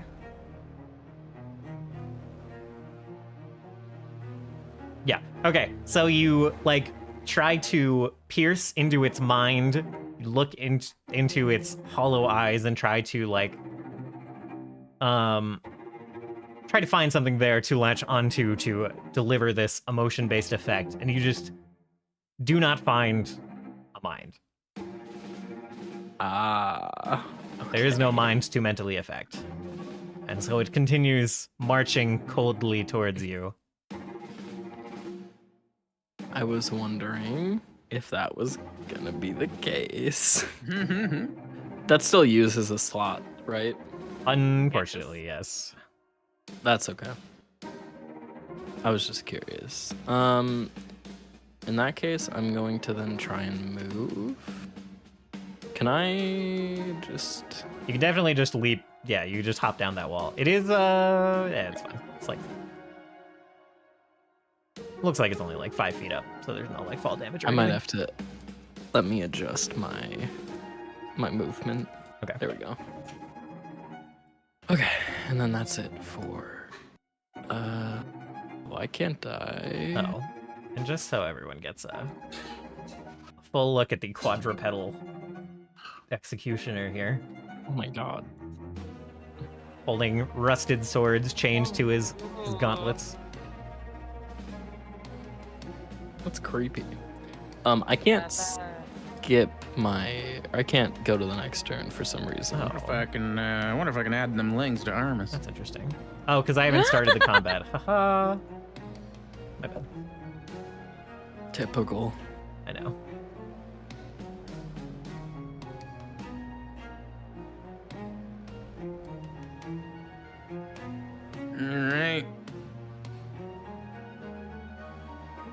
Oh, and Scene would shout out to everyone like, I don't think this thing has a brain, guys. Takes one to know one. Wow. A single tear would fall from Scene's eye. Just the singular most giantest tear ever. Yeah.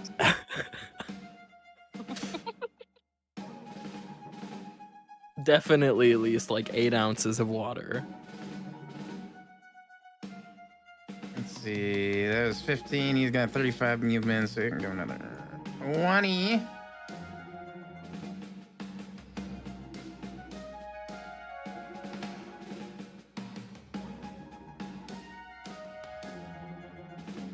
And I'm just gonna tandem movement again.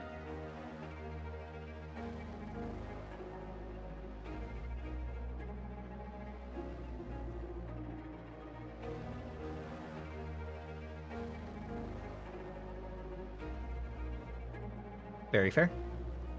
And do I do it a third time?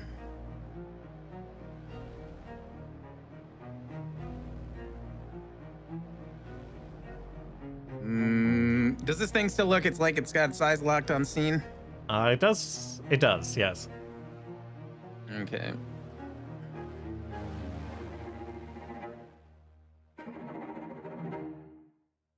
In that case, yeah, I'm gonna do that one more time. I don't wanna. I'm just gonna have Armis try to meet this thing. Yeah, no, I'm gonna get in front of Scene. Okay. And then move over here. That's my turn. All right.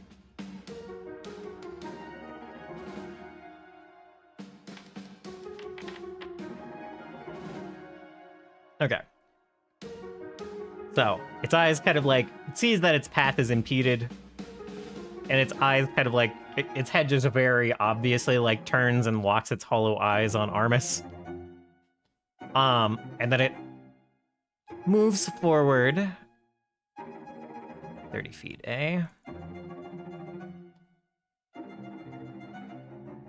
moves forward and leaps over the ledge of this railing in one smooth movement. Kind of comes skittering sliding to a stop, knocking up like cobblestones and everything on the ground in front of it. And then kind of like looks down on Armis and says, "Obstructions will be cleared." And takes both of its swords and just tries to bring them down across Armis's front. Let's see.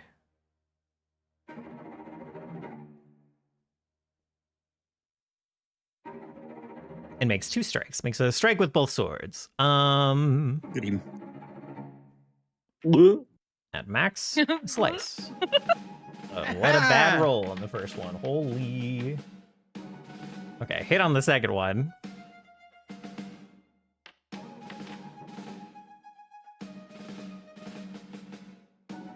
And that's its whole turn. As the cobblestone kind of gets like knocked up into the crowd's face and kind of the sound of metal on metal rings out. The crowd kind of is catching the idea that this is a real fight. Lets out a shout. Many of them start using their, I'm gonna say, held action to start kind of like retreating in the direction, Turkon, where you're standing. And start just kind of like flowing around you. Some of them knocking into you, most of them having the good sense to make their route elsewhere. Just go ahead and make a quick fortitude save. See if you get pushed by this crowd or if you stand strong. I was like, don't you crit fail this. Don't you roll a You 1. crit failed You're it. totally fine. You get pumped, Turkon gets taken off the fucking map. bumped back and forth a little bit by this. My this but you will have a bit of difficult terrain as they as you are engulfed in this mass of people. I'd like to think too when Armis is like, stepping in the way of Scene, the first sword comes down and he's able to like sidestep and like throw his arm out to like deflect it to the ground, and the second one comes down and he quickly like crosses his arms and it just like catches, and he like kind of like tramples and kind of like pushes into the stone below him as he takes the second hit in his arms. Yeah, just like right in front of Cian.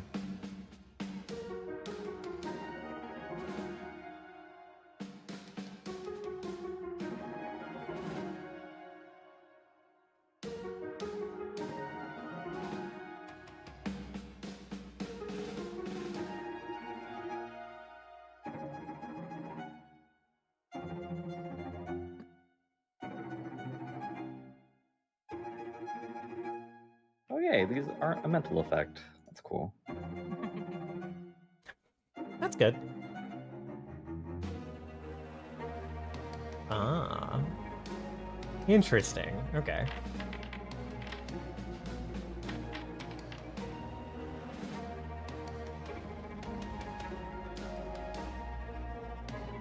Regular success.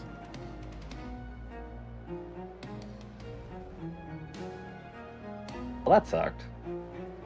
I apologize. It's okay. He actually did like roll pretty okay there, so Yeah. Unfortunately, yeah.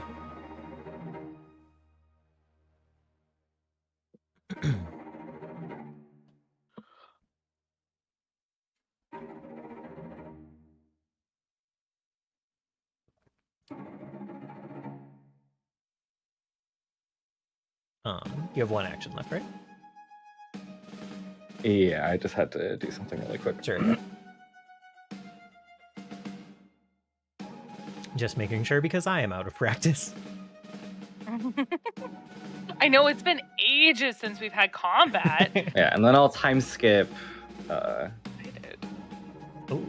Turkon. Okay. All right, Turkon, you are quickened and have one extra kind of basic action.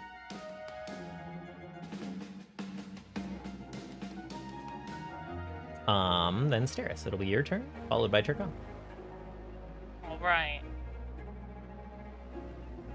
So I'm gonna cast Murderous Vine.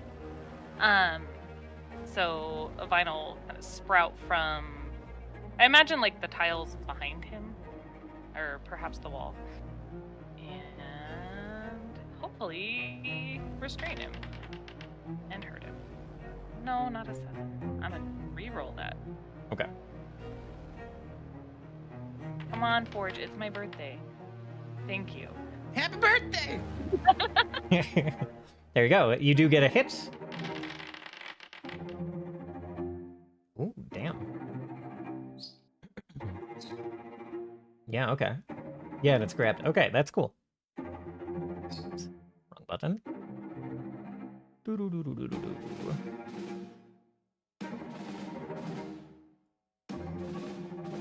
Okay. So the vines do successfully kind of like wrap around this thing, trying to wail on it, trying to pierce into it. The thorns, as the vines are kind of like slapping around this construct, the thorns kind of like screech across the metal, and do not seem to pierce very deep, but some of the armor does kind of like give way, take some deformation from the vines. Okay. And then I will.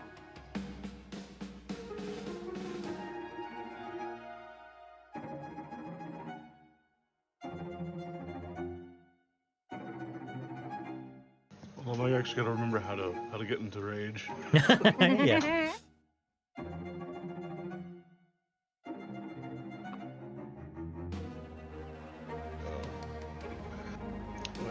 And then I'm gonna use my dusk wings because I. Oh yeah.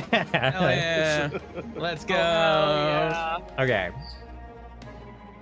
So I imagine Turkon just like stomps a leg out in front of him, and then the wings sprout out the back of him, and then he just flies up in the air. hell yeah, the owl wings pop you up into the air. It does take 5 extra feet of movement to just like get up into the air above the crowd, but then you can zoom. Which this will take 2 actions to get here, but I have quicken, so I still have 2 more, right? Yes, that's correct. Good. Yeah. Let's see. The Duskwings do take 1 action to pop out on their own as well. Okay, so I only have 1 spare then. Yes. Yeah. Yeah. Good.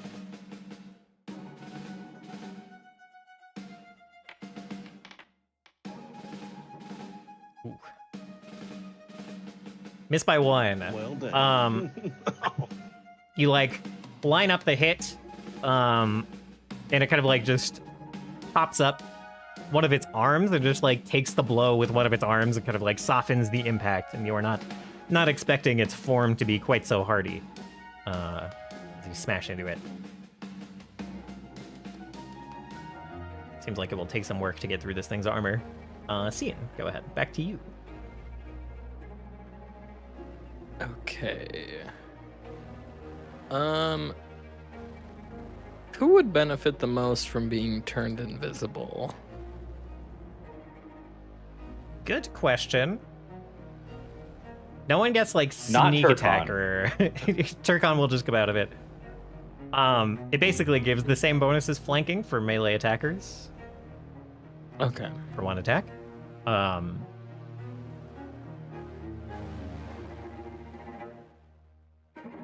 Yeah, no one gets like a huge advantage from it. Basically, whoever you want to give a +2 to the next thing they do. Okay. I think instead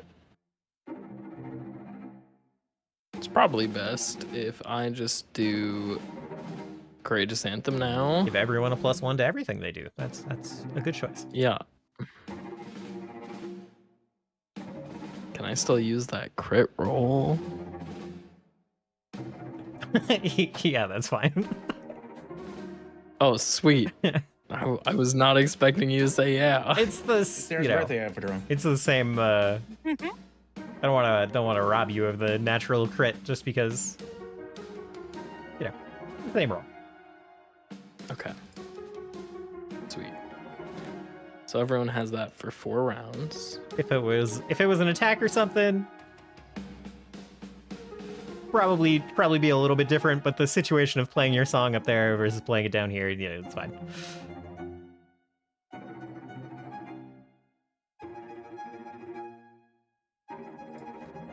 Okay. Trying to think what else to do. Oh, I guess the other half the crowd also starts moving towards their respective exits. Okay. Well, look at it this way: they're now facing in the right direction. Yeah, correct.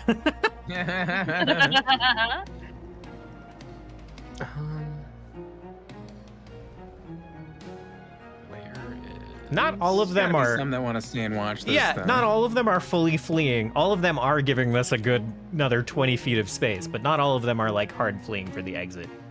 Some are watching. I'm going to use the Wand of Shardstorm. Excellent choice. So I'm just gonna do a Force Barrage at level 1. Okay. To get it going. Yeah, and you can just use the Force Barrage from the wand for that. Oh, okay, cool. Delete.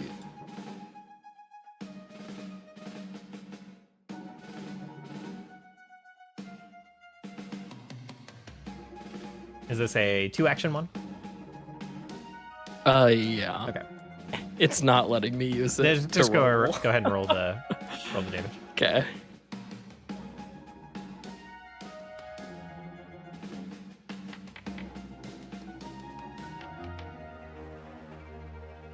Damn. 9 damage. Okay. All right. Well, the armor doesn't. Wait. What? Right, because it's not. Okay, never mind. I understand. So, do missiles? I guess it doesn't even matter. Okay. So both missiles kind of like fly at this thing and impact in the same spot on its armor. And there's two like light kind of scorch marks kind of there, but it doesn't look like it's made any like actual structural damage on this thing's armor. Interesting. Huh. Okay. I guess that's my turn. Okay. Juris, go ahead.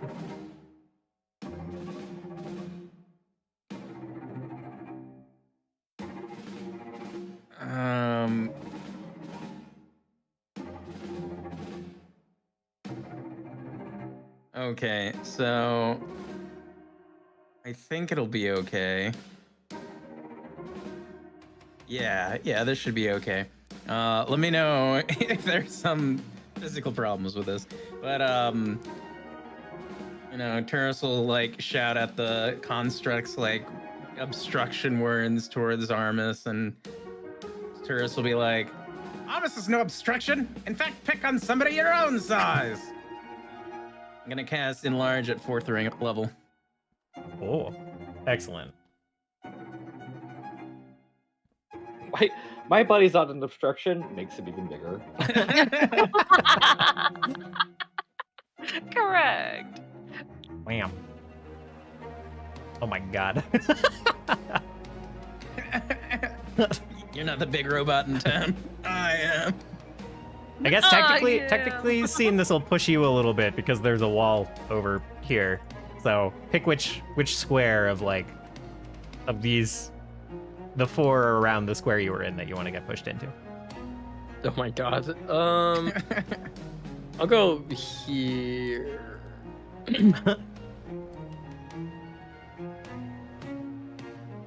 Just kind of forced directly backwards. And the +4 is automatically applied because I cast it at 4th level, right? Yeah. Yep. Okay, cool. In that case, Armis is gonna cast Step on me.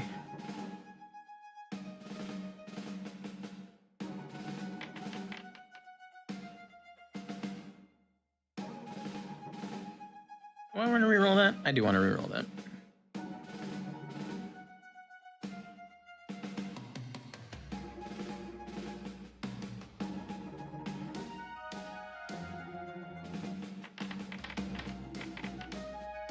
There we go. Yeah, there you go. That's a hit.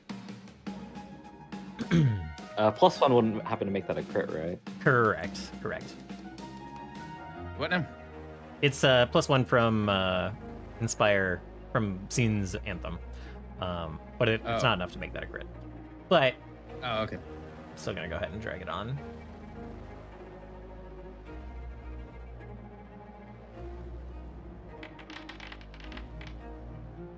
Go ahead, before you end your turn, try to set the expiration of this for basically the same as Scene's.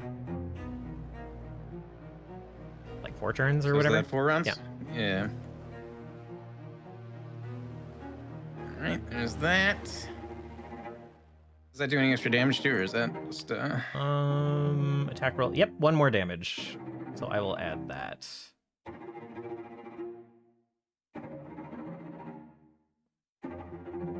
So Armis slams into this thing, and again there's kind of the resistance of the armor, but this time there's the crushing of metal. There's a kind of the screeching sound of like metal tearing as Armis smashes into this thing.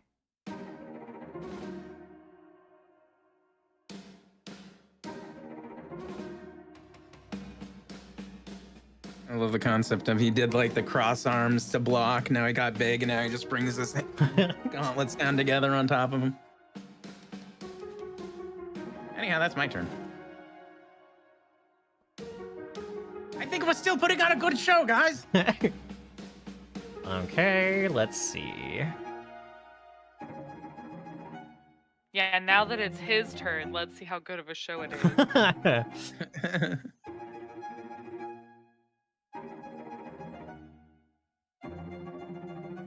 Let's see. Okay.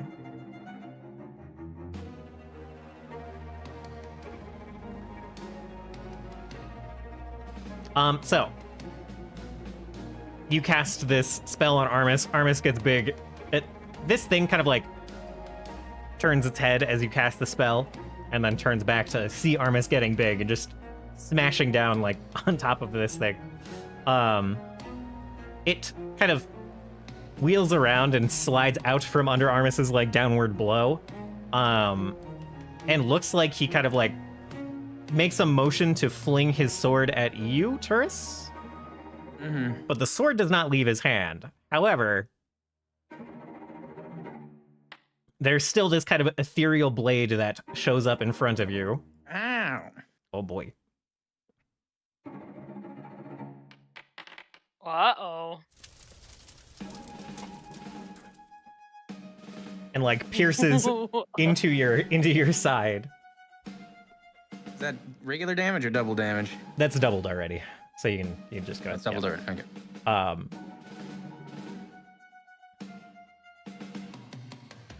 So wheels around, throws that blade projection at you, and then is going to move out from between. Oh wait, it cannot. It is grabbed. Lol. It will try to escape its escape the grab. Beautiful. I guess with athletics, I guess that's gonna make sense here. I think that beats the DC to escape. Yep. Okay, so It does. its other hand just kind of like does an upward swipe through all the vines, snapping them off of the wall, and he just lets the rest kind of like hang off of him. I guess technically that would have been at a -5 actually, because it counts as an attack. That's not right, is it? Either way. That's correct. Okay, yeah. So technically that's actually You a 26. still... Yeah, my DC is a 25, so you beat it. Okay. And then it's going to move. Oh.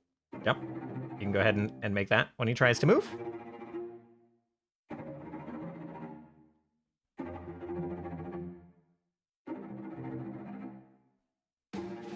And if you crit him, you can stop him.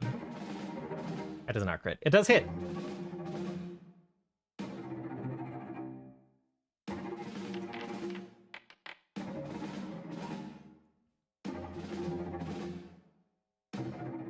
All right. So, you catch him as he moves away with without much regard to your domineering presence.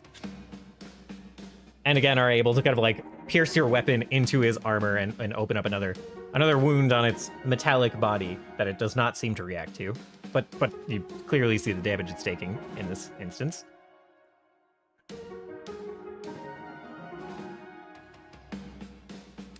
But then it continues to kind of coldly gallop over in front of Turris and between Turris and Isha. And that's its turn.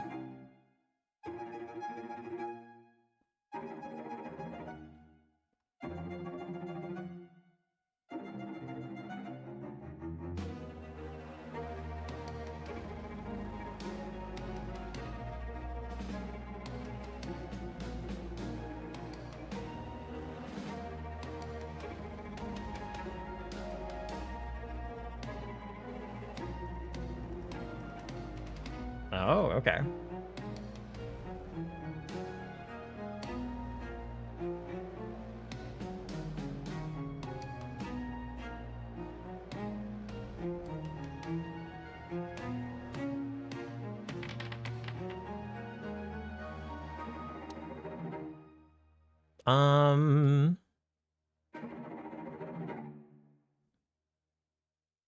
Trip is against reflex, right? Yeah. That is technically a critical fail.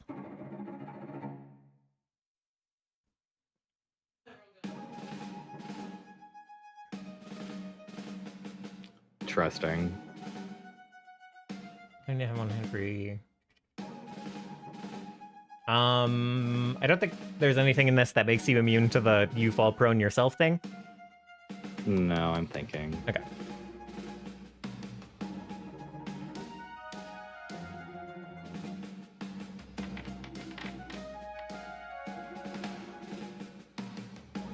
Okay. As long as it's not a critical fail, I'm fine with keeping that. Okay. Sounds good. So it kind of like moves its 2 of its 4 feet away from your trip attempt, and it lashes back out, trying to kind of like catch you off guard, knock you on the ground. But you manage to kind of see it coming, and you steady yourself in this timeline where you don't get tripped.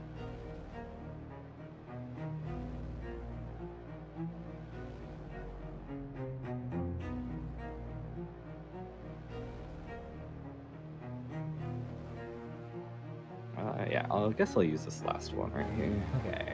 Concentration does have the manipulate trait. And he can't be pickpocketed.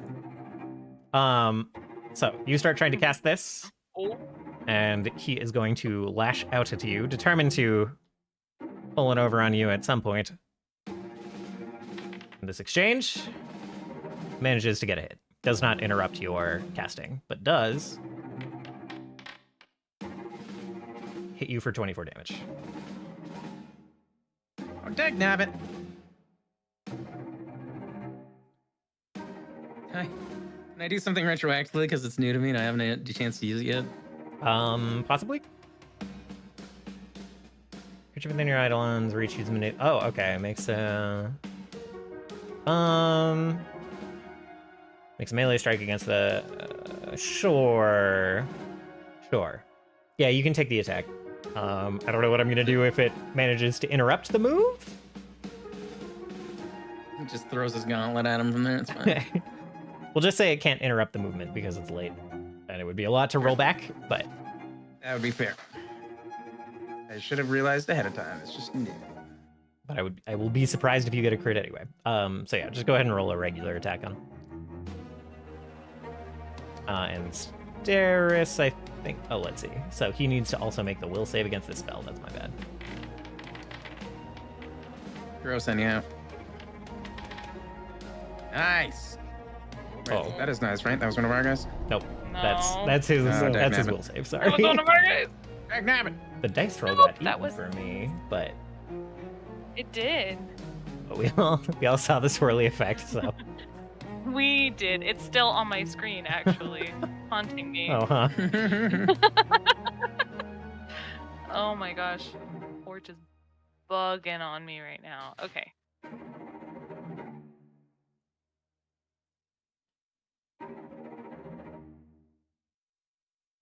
Okay. Basic reflex save. Oh, but -1 circumstance bonus because it is made of metal. Mhm.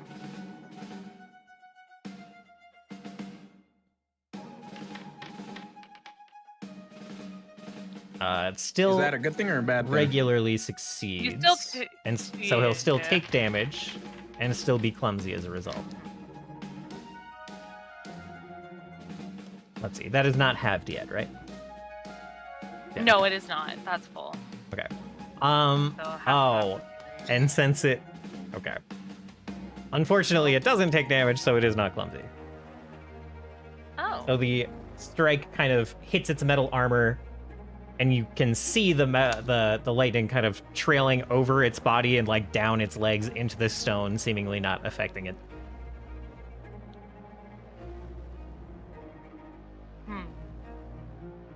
That's annoying.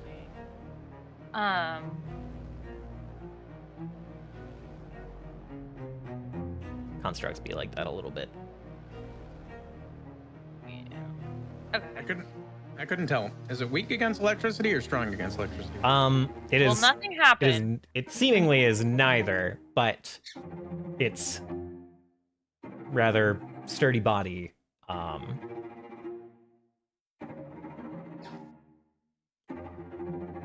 Seems to be taking hits under a certain amount of force without much issue. Mm-hmm. It's got resistance. I think this should like technically be flanking. I guess it's a. Okay. You already have Courageous Anthem on there. I guess even with flanking, that's a. Yeah, well, if I was like here instead, like down one. Yeah, go ahead and do that for the automatic calculations. I think that one would have been a miss anyway. A 29 would have been a miss. Yes, by 1. Oh. Its AC is presently 30. Okay. Well, I don't know how much else I can do. So actually.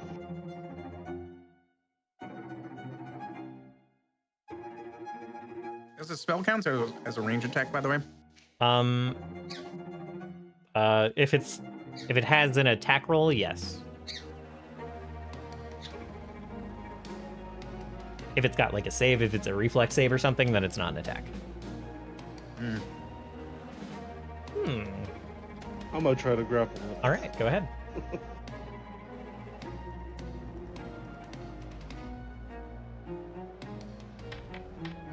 Oh. No. That didn't happen.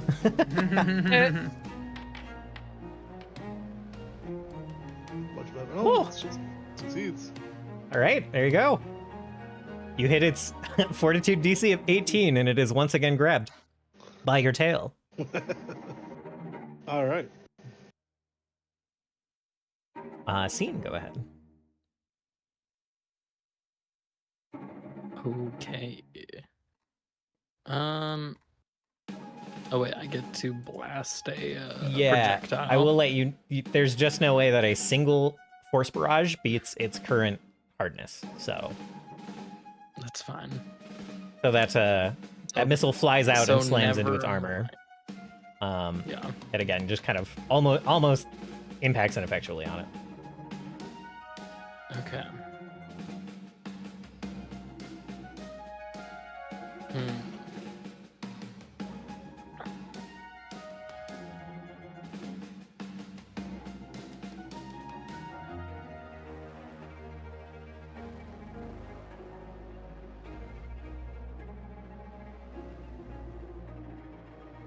I am really not cut out for this kind of combat. The other thing about Force Barrage is if you are firing multiple missiles, they combine into like one total damage amount before like anything opponent side is like applied to it. So Okay.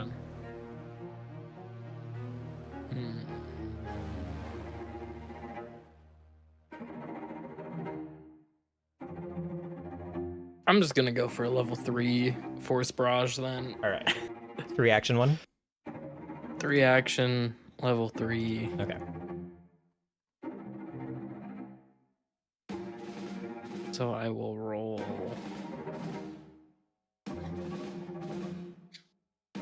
6 dice.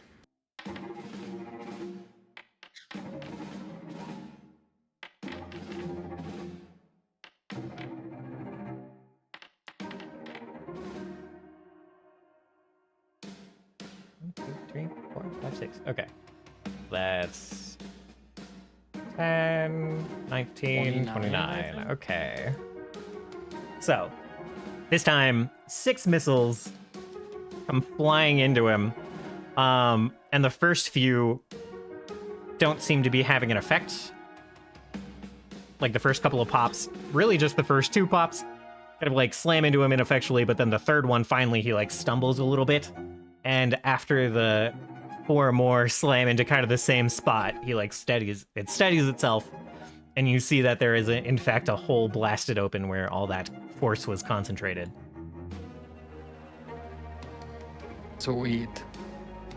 That's it. All right.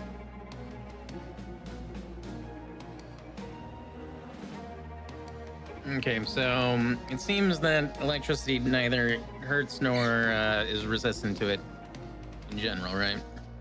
I think I just didn't hit it hard enough. Right. Okay. Yeah, it doesn't seem like it's particularly resistant against any one thing. It seems like everything is having trouble getting through its shell. Okay. Next question.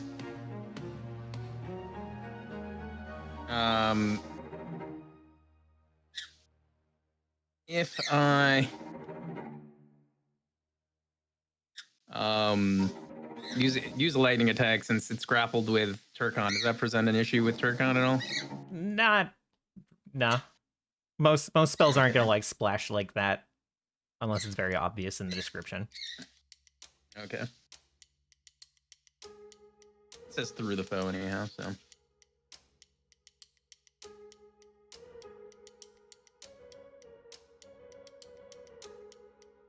Oh, weird. My chat is like my camera chat thankfully auto scrolls all the time, but my chat like never auto scrolls, and I don't understand. Anyway, so you fire a lightning bolt. It unfortunately jumps right out of the way. What the heck? Even though it's grappled? Yeah. The penalty from being grappled does not bring it down enough to account for beating that by 12. Good grief.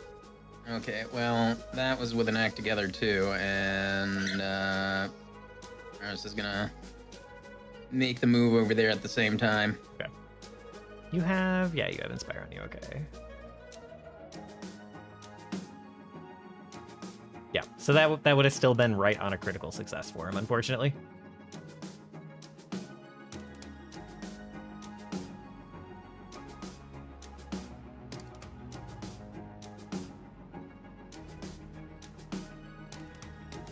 Alright, well, in that case...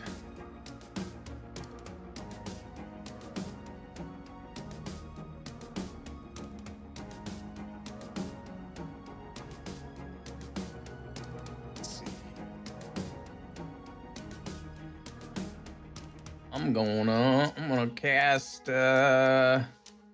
Smack Dat with Armis. Okay. This crowd, meanwhile, is gonna Gross. back up a little more. Fighting gets close to them. Yeah, unfortunate miss. Alright, that's my turn. Okay. Where'd the music go? Did the music disappear for anyone else? I changed songs. It disappeared for me too. Oh, I can go back to the other song if it's not playing for everyone.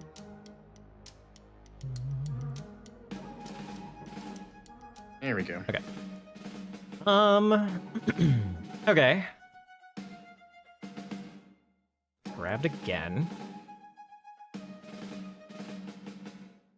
It is going to try to break the grapple first this time. Which it, Oh, that was basically two. basically a 2. So it breaks the grapple.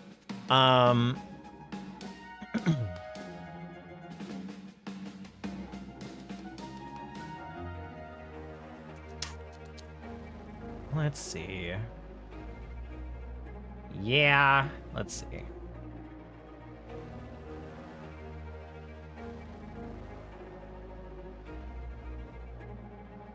Theris, it's gonna, well, let's do this. See which way the dumb robot faces. All right, not Turris, Armis. It's going to take a swipe at Armis. That should have been at a -4, sorry. May not be... Okay, so it's not a critical. Just a regular stab into Armis. For 18. So is that half damage or is that No, I did the right calculation already, so that's just full damage.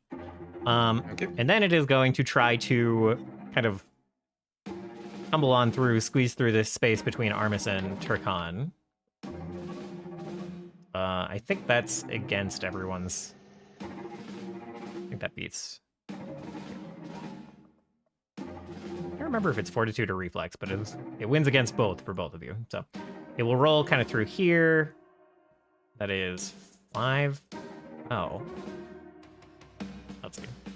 That's typical terrain. 10, 20, 30. 5?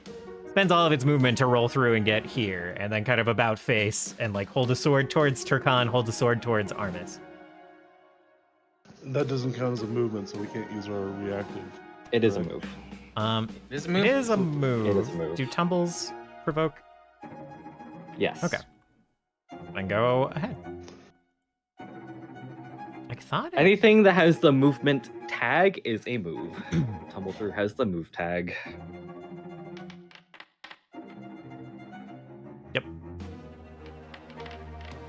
Come on.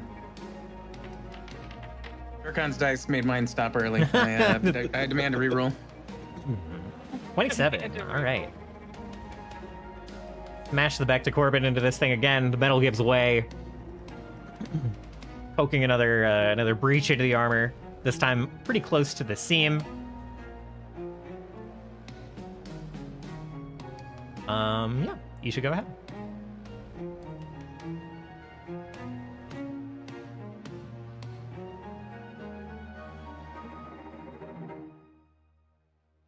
Couple of like the buckles that hold the various parts of armor together are kind of like starting to tear and stuff too.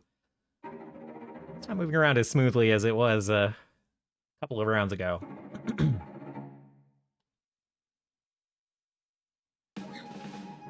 All right.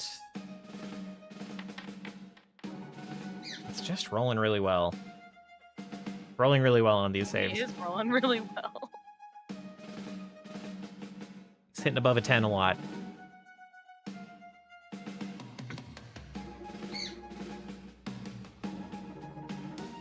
All right, stairs go ahead. That will be followed by Turkon. Healing turret. Okay. For 31.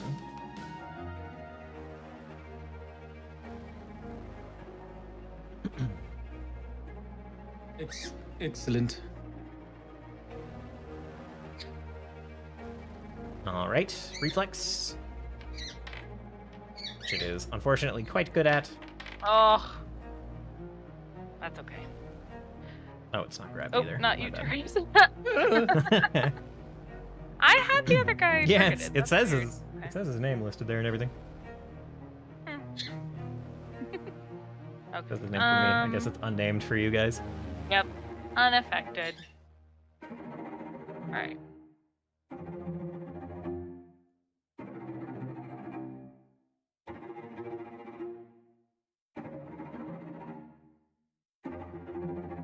Oh, sorry.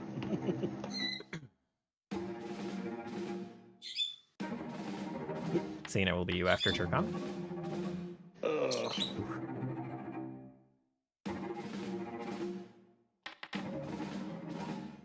Oh no. Okay, well that's just my day. And then I'm gonna do the grapple again. All right. Technically, it'll be to minus. I do 8. not recommend grappling right now. That's true. If you get a critical fail on the grapple, then he'll end up having you grappled. Yeah, then he'll end up having you grappled, which might be fine because he still like if he wants to keep grappling you, he has to like use an action on his turn to grapple you. But it's like, Yeah. Okay, then I'll just try this. The vain attempt. Okay. Cian, go ahead. Isha, you weren't able to slow him, were you? He did not get slowed. Okay. In that case, he's not like like as far as I can tell, he's not like immune to being slowed. He just rolled above, like he just yeah. yeah. Also, one of the things is gonna fire off and hit him, but Okay. I know you said it doesn't do anything, so Yeah. I'm gonna try and slow him then. Okay.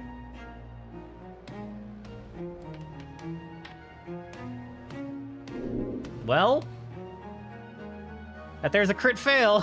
Yeah. Yeah. Oh What? gosh. Oh my gosh. Oh, good, So right? he's That's just slowed good. you for a minute. Oh. Good lord. We love to see it. There you go. Finally. There's the karma coming back. I guess I'm gonna just try and blast him. What's the range increment on this? 20 feet? Ugh. I'll try it.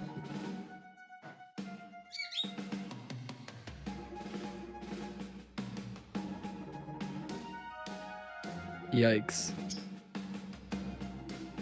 I mean, you've already like slow like him critically failing at slowed is That's big. That's Yeah. a big deal. Yeah. That'll be it.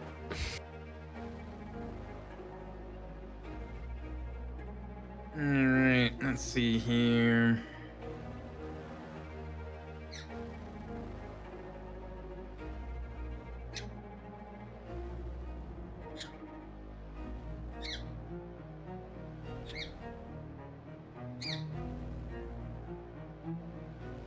And I am going to tandem movement or act together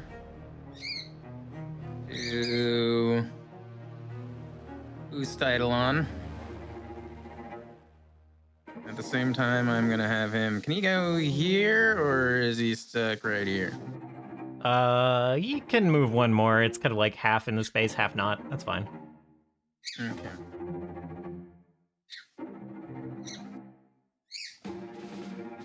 And then he's going to punch this thing twice.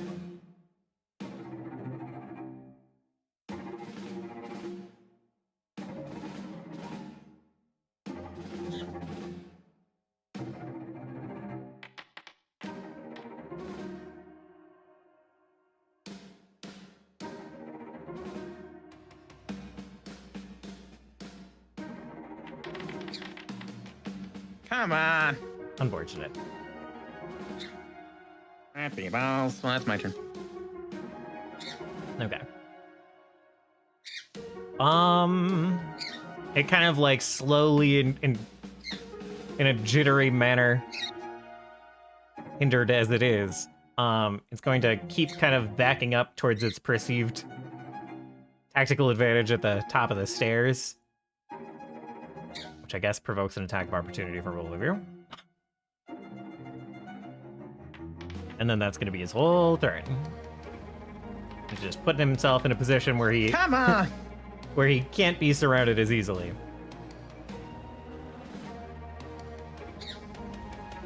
Are you kidding me? What?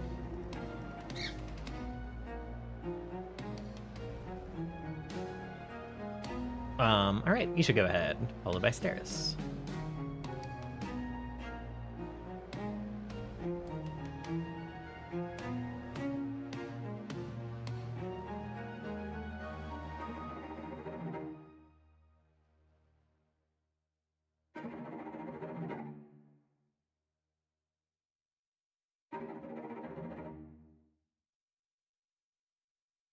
I want to join in. With the ruler. Yeah. You're just doing it to be included. Yeah. I'll gladly. So he has an attack of opportunity against me. He does, yes, sorry. I guess I was distracted by the rulers. He does not lose his reaction from being slowed, as it worked. happens. Oh, that's crazy.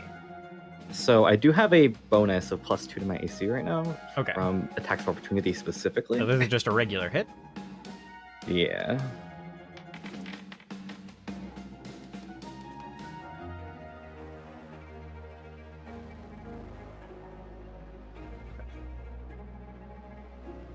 So yeah, clips you for the 18 damage as you move by.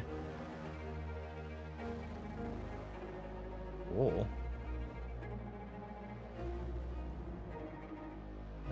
Rapid erosion. All right. Fortitude save.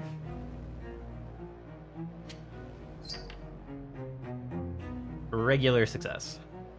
Good grief.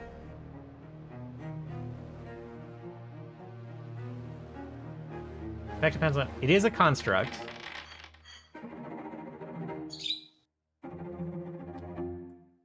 On failure, it doesn't matter. Okay. All right. Yeah, on a failure, you are afflicted by clumsy and enfeebled, but you still take the 18 damage. Okay.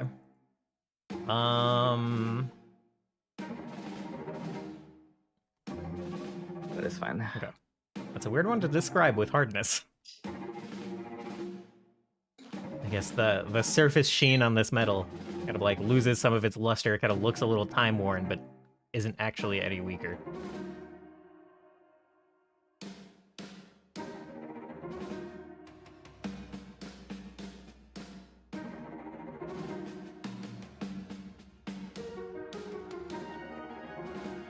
Dang.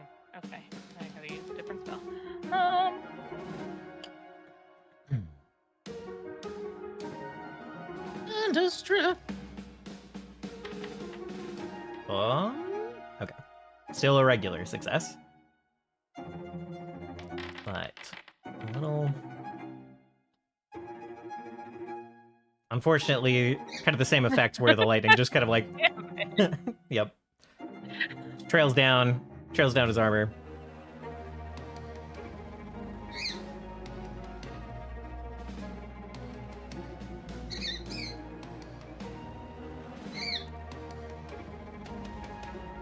It is hard for him to take the 10 minimum damage on a If I saved. if I move here, will I still be able to hit him even though he's upstairs? Yeah, that's fine. It's only 5 feet up, so his like legs and stuff are in reach. Oh, has a hit. Not a crit though. Damn.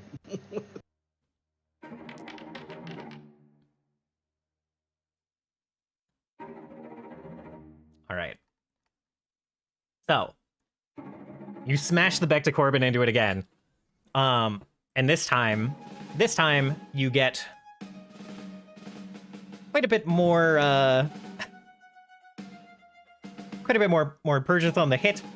As you slam the Becta Corbin into it, kind of stabbing the pointy end of it in, you hit like right on the seam in the center of it. And you see that seam split, kind of like all the way up and down its body, including like through its face. There's like a little shimmer in the air, is like the weld of it kind of breaks and metal shards gotta go flying. And for a brief moment, you think that maybe the fight is done. I was hoping it would automate some of this. But instead, it kind of like splits into and kind of like shambles apart into 2 halves. Oh.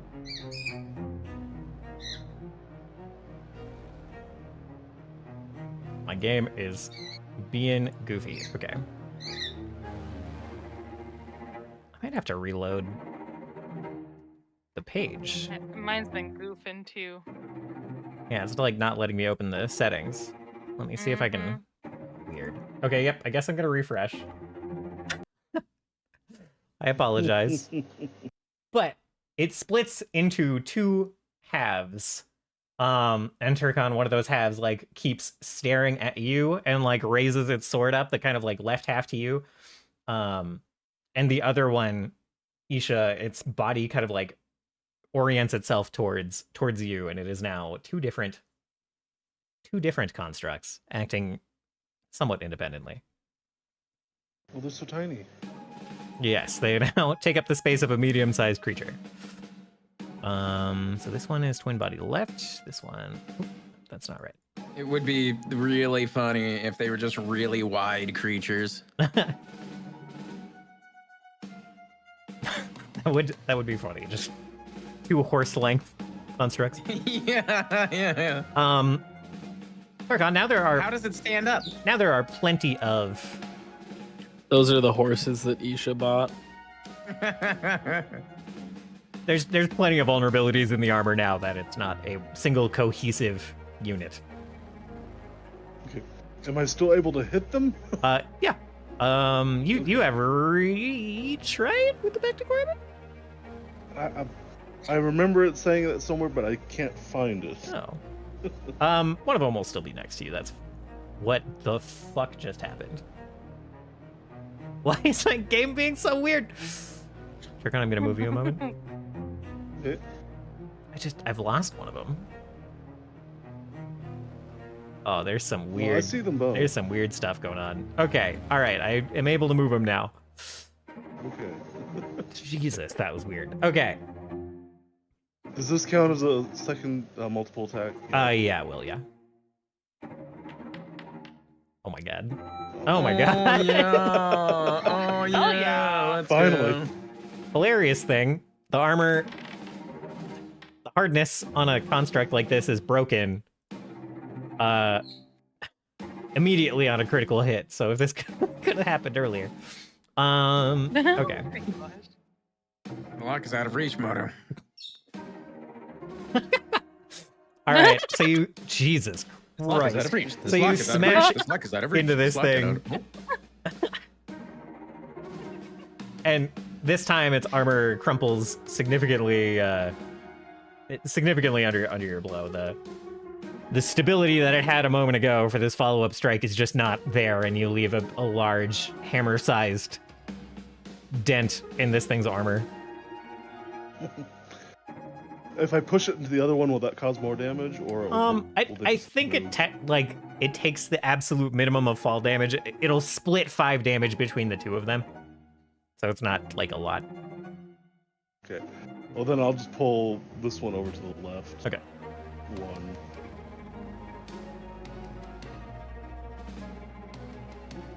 And that's it.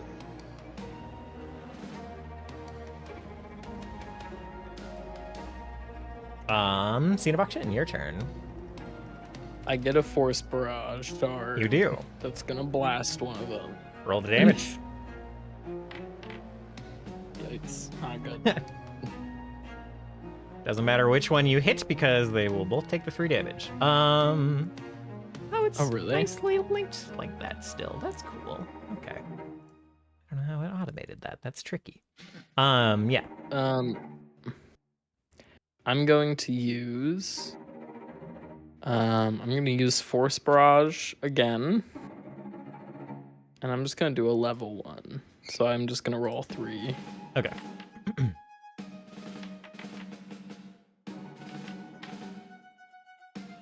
All right.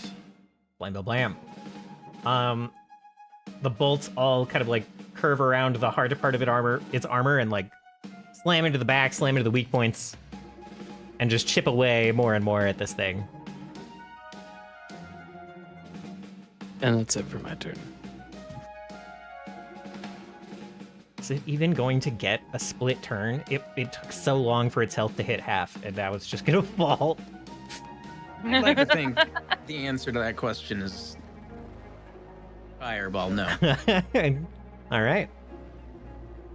Well, Let me see if I. Oh no, never mind. I'm not gonna do that because I'll just incinerate the house with it. Ah. I don't want too much collateral damage conscientious. here. That's very conscientious of you. Yeah.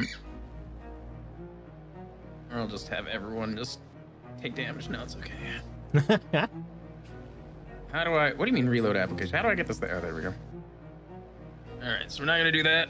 Instead, we are going to this ledge here. Is a huge-sized creature able to step over that without an issue? Yeah, I would say yes. Okay.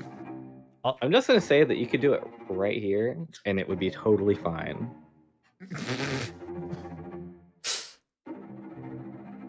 I'm just saying. Like, you have resistance to fire damage, and then, like, Steris is at full health. Like, it's fine. Yep. Yeah. It would have to, it is 2 creatures. It would have to roll its reflex save twice. But also its reflex save has been its best save. All right. Nope. That wasn't me. Oh, it wasn't you? Okay. That No. wasn't you? No, it wasn't. Okay. I put the template down, and that's yeah. Oh. That's funny.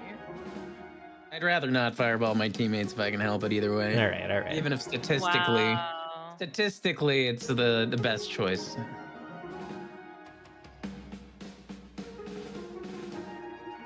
Let's see here. Yeah, that also would be a wild time. So,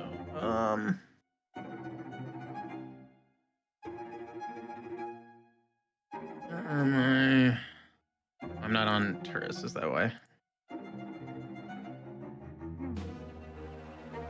Where the heck am I? Oh, my cantrips are just.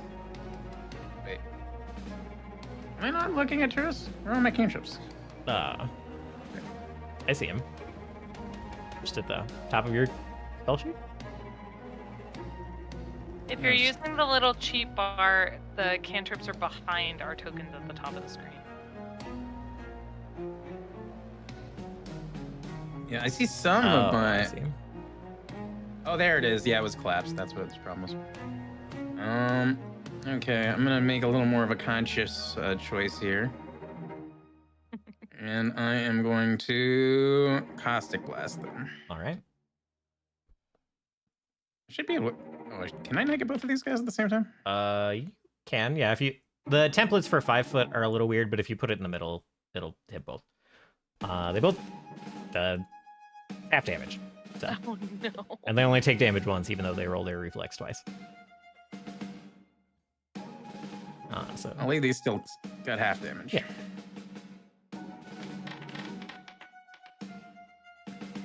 Not a lot of half damage, but half damage nonetheless. Mm-hmm. Eating away just a little bit more from him. And I'm gonna. Oh god. Armis running away. No, Armis is not gonna run away. Okay. Bummer. If I need to, I'm gonna act together, and I'm gonna push him. Can I just put him like right smack dab right there? Yeah, that's just fine. Like him. Okay, cool. And if I'd have to, like, I would put the Caustic Blast like lower so it doesn't hit him as he's moving at the same time. That's fine. But yeah. So I think I've got advantage on both of these guys, no matter which one I try to smack attack here. Yeah, they should both be off guard to him, yeah. In that case.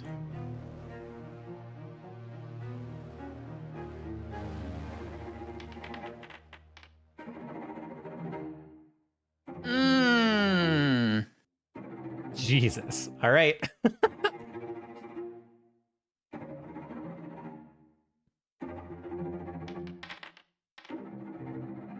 Could be more damage, but And that's not doubled yet, right? that's not doubled though. Oh, I didn't hit. Yeah, that's regular. All right. Critical, my bad. So, Armis, Oh, how would you like to finish this split So, construct off? As these constructs like both like start fighting Turkon and start fighting like Isha, Armis is gonna like step behind them, like lumber up, and then like they're gonna turn towards him, and he's gonna grab each one by the side of the head and smash them back together. Excellent. So yeah, Armis just grabs both of these constructs, tries to help him out, tries to put them back together, you know, and the head just like crumples and flattens like a can between both, between Armis's palms, and the construct goes like armor pieces start kind of falling off, and it just goes like limp and falls down. Swords kind of clattering to the ground. And there is a That's what I call metal. from the crowd still remaining. There's a cheer, a second cheer. They like let out kind of a confused cheer when it first kind of split in half, thinking that it was over, and then gasped when they started moving again. And then Armis moves up and finishes them off, and they cheer one more time after a brief delay of like, all right, is it really over this time? I need the Farquad signs.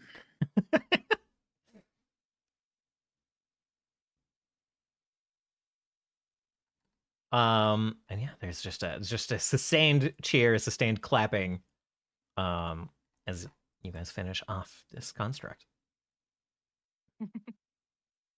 Quick, Turkon, get the plate. Scene would look over to everyone, give a thumbs up, and say, "And what did I tell you?" Once again, winking at the rich guy.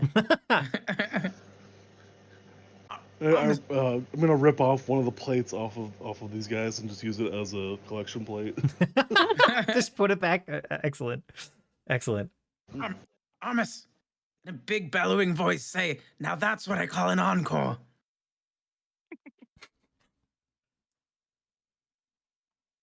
For a sec, I forgot I was Armis. You always do, and it's so funny. It's because, like, I go a long periods of time without having to say anything as Armis. Armis turns and looks at Turris confused, and one of the coins that was like still stuck in Armis's head from before the fight kind of like jingles out. Kind of coughs it out. Look on it. Yes, sir. And Turris is going to go up to this, the remains, and see if he can't find the core of this construct. Yeah, good question. Let me load back in real quick.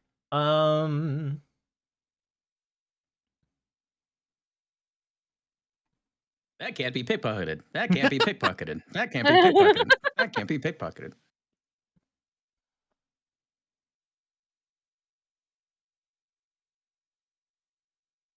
So weird. Forge is being so odd today.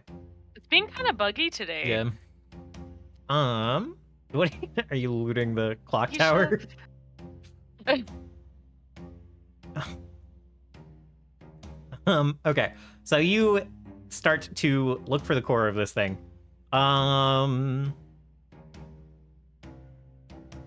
Weirdly, you do not find a core, you do not find any kind of power source in this thing. It is just hollow in the armor.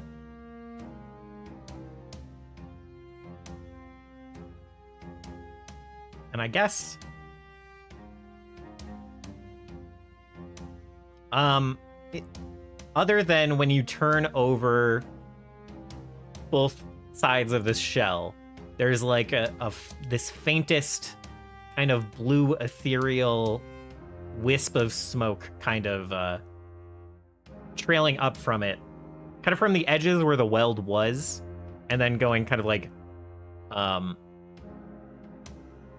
starting as kind of like a ring around the whole weld, and then kind of trailing towards the now collapsed, crushed head portion as the kind of that last wisp of ethereal smoke. It was like leading into the head, is what you're saying? Yeah, just kind of this blue wispy smoke coming from like most of the inside of the armor, until just like the last wisp was kind of coming from the head of this thing. Can I look in the remains of the smashed head, or is basically there's still nothing? You can Okay. investigate further. Yeah, I'd like to. Yeah. I'd like to. I'd like to roll occultism to try to figure Sure. out what the wisps are. Reminds you a little bit. You know that Turris does not so much bleed like a person does. And Armis especially doesn't. And you know that when either of them are injured, maybe they don't pay that much attention to this, but you've seen them get clobbered pretty well before.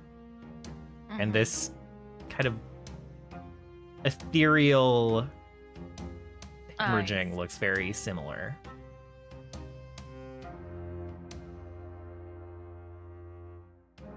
So this would innately look fairly familiar to me too, right? Yes, yeah.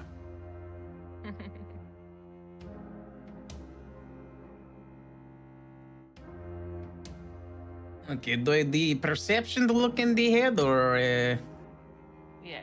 Yeah. or Probably. crafting? I mean, it depends on Yeah, what you they're want to both look for. 11, If yeah. you want to just like look for if there is anything in the head, then perception is fine. Yeah. If you want to investigate in a less physical way, I kind of want to do both. I want to look in and use my background of understanding constructs and stuff to, Yeah. like, see what makes sense to me exactly. yeah, you can definitely do both. Okay. Poking around its head, thinking around.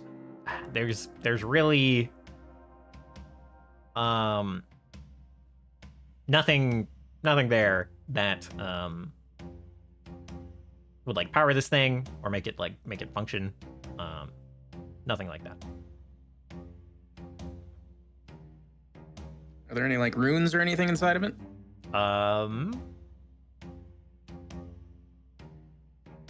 Not as such, I don't think. Go if you want to investigate it magically. Go ahead and make an Arcana check. Can I put my ley line glasses on? See if it's got magical energies that I can't tell. You can. Yeah, you put the glasses on, and there's like a faint glow to it. It's not really like a ley line related energy though. When it You comes down to it, all know- magic comes from the ley lines. It's kind of. All magic born from this world comes from the ley lines. This magic wasn't born from this world.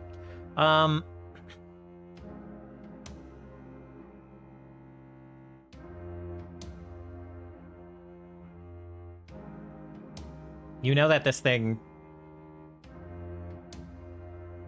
simply is a construct eidolon.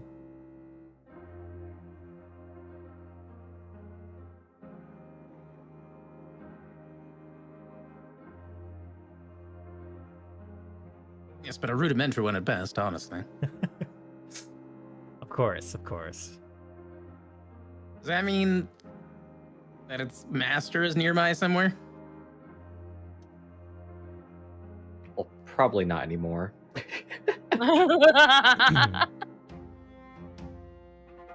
Well, we know who his master was. It said Regent sent him. Well, on behalf of Regent, but there could have been an interim guy that was commanding this guy. Oh.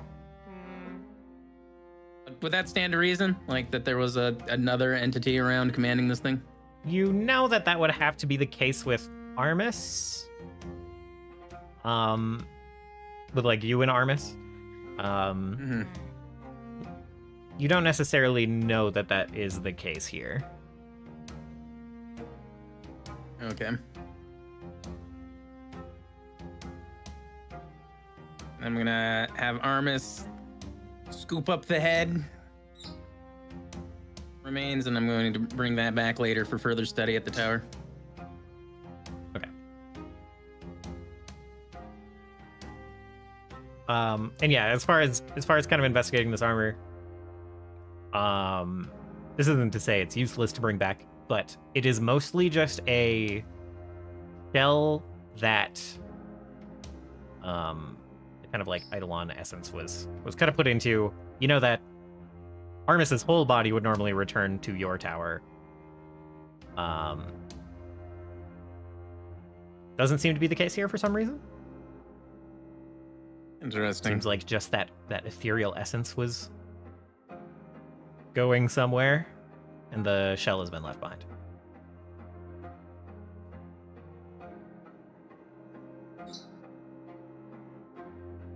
If nothing else, perhaps we can research the metals involved to see if we can't reinforce you, Armis. As That'd be nice. Armis shrinks back down to size. That'd be nice. Yeah, his voice shifts as He's it shrinking. happens. That'd be nice.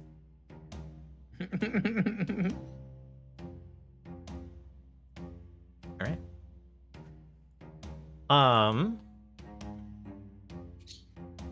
Seeing, what are you doing as they are poking around?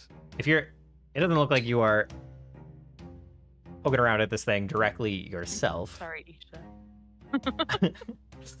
No, he'd be kind of just catching his breath because, you know, some random robot just tried to, in his eyes, like assassinate him. Yeah. Oh, Yeah. yes. Wouldn't you be schmoozing the rich guy? The rich guys Well, yeah. come to schmooze Scene, actually. I was just trying to figure out where Scene is. But Scene is, you're like catching your breath, and you like hear kind of clapping as that kind of rich fellow in the fine suit with the gold pocket watch, he's like approaching and like kind of clapping. Saying, it was quite the show. I dare say that the last bit did not seem scripted as such, but excellently handled. Excellent. Yeah, I mean, I can't say it was. But my friends and I are used to well, I guess stuff like this. Anyway, it's great to meet you. My name is Scene of Auction. Can I get your name? Yes, And he'd stick out a tendril. He kind of like looks at the tendril and As he's looking at it, it grows fingers to show that it's like a hand. to maybe like clarify the intent. yeah.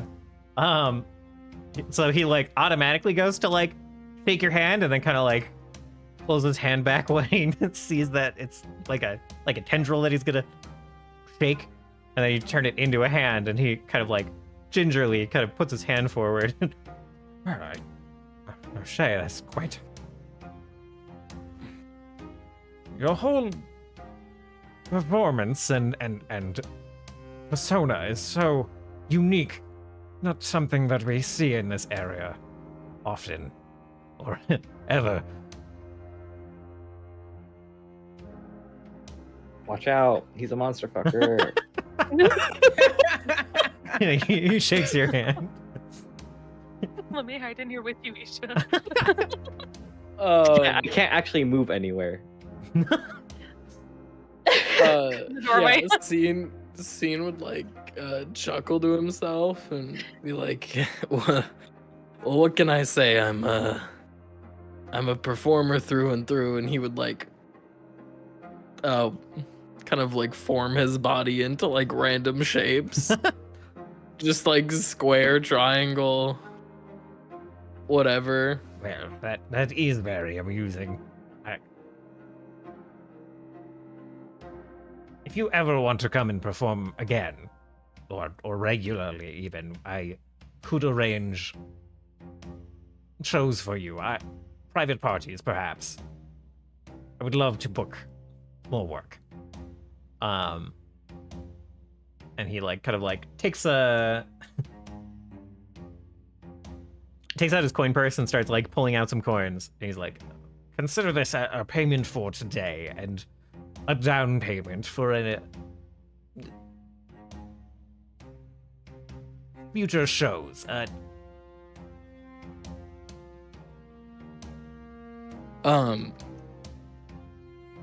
Scene would kind of like feign embarrassment and just be like, "Oh my, that's too much. You don't have to." No, I was quite bedazzled by the performance. It would be untoward for me not to show my appreciation, and I appreciate it. I can obviously tell you're a man of impeccable taste. Are you a musician yourself? Well.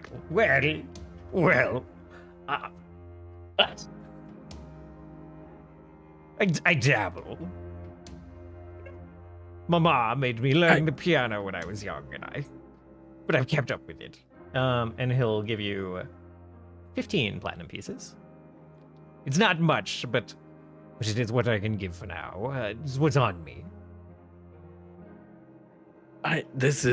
You are too kind, and I would love to do more shows in the future, and I have to hear you play. I mean, you must be amazing yourself. No, stop.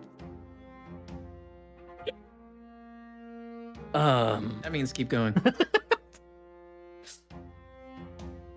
Have you ever been in a band yourself? Well, I have played solo concertos at my parties, but I have not found a group that what do they say, jive with. I understand, man. Vibes are hard to come by. Yes. That's you know what they say. That's about 80% of a musician's job. completely. Yes, I agree with that entirely. I'm glad to have found someone who understands. It's one of the hardest things about the work that about the work that I do. I'm And sure. Of course. You have to play to so many different crowds. I don't myself have much of an issue. Usually, people seem quite pleased at my parties, but I bet I'm but a humble performer, and I bet there are many things I could. well, I am so steeped in the culture here as well. It's hard for me to miss. Scene would just like nod and like in agreement and everything, and just like, isn't music its own culture? Isn't it just so vibrant? Truly, yes. Music truly transcends barriers. Yes. Language even. Right. Quite. Scene would just nod. Need to speak to hear the notes.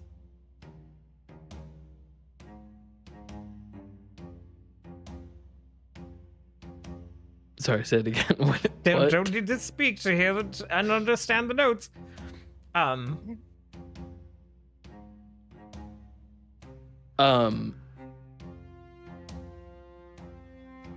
Could I get an autograph before you go?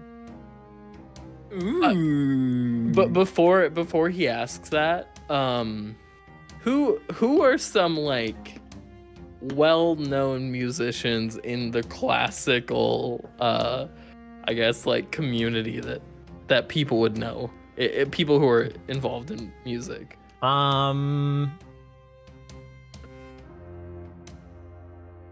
Musicians, we've like joked around about the oil beetles being a huge hit and everything. Yeah. It's mostly the people who write the music who get super famous. Okay. Individual performers are like regionally famous most of the time. Yeah. Go ahead and just roll a society check. See if you know anything that these silly Lenovans would know. Has this conversation gone on long enough that we have wandered at least close by back to scene? Yeah, sure. I'm gonna re-roll. Okay. As soon as the oh wait, no, he hasn't done it yet because he hasn't actually autographed yet. Okay, never mind. I'll wait. Oh, that's not much better, but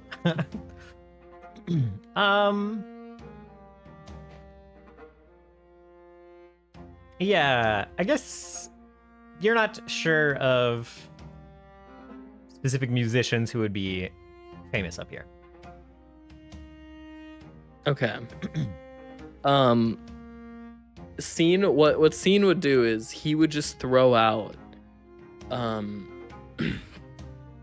he would throw out like a random composer, like a well-known composer that he is like aware of. Yeah.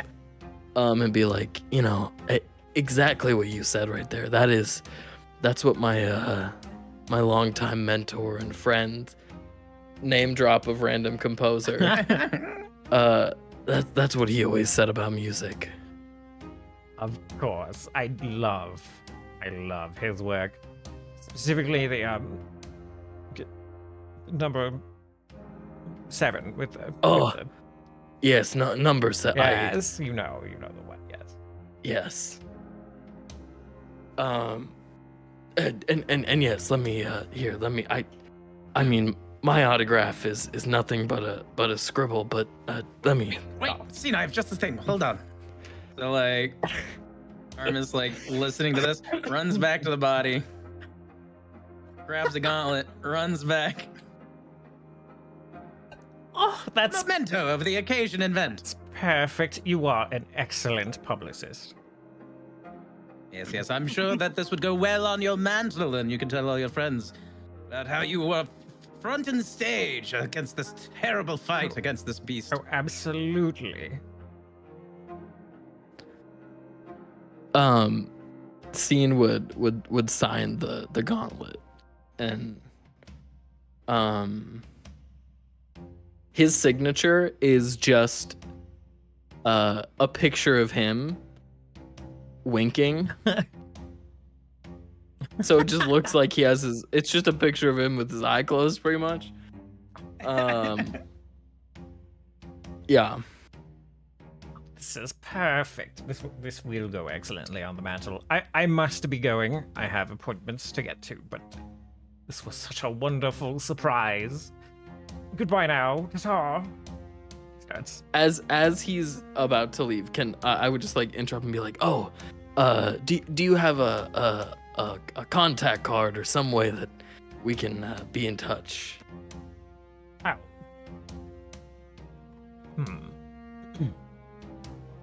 If you simply come to town and ask for Voraktee, you will be able to find me. It is no issue. Yeah, yes, of course. Okay. Thank you so much for your time. Of course. Thank you so much. You've enriched Would all of our days and lives, frankly. Scene would nod, like Yeah, quite. clasp his like hand tendrils together and just like thank, embody thanks. Yeah, he'll give like a dramatically deep bow and then stand up and kind of like look around in the crowd and furrow his brow and then kind of like claps. He's like, Bartro, where did you get to? And starts just wandering off. Or it's like, as the noble like fully is enveloped and leaving, kind of like offers Scene like a little casual low five. Scene will give it to him. Celebratory low five. Celebratory low five.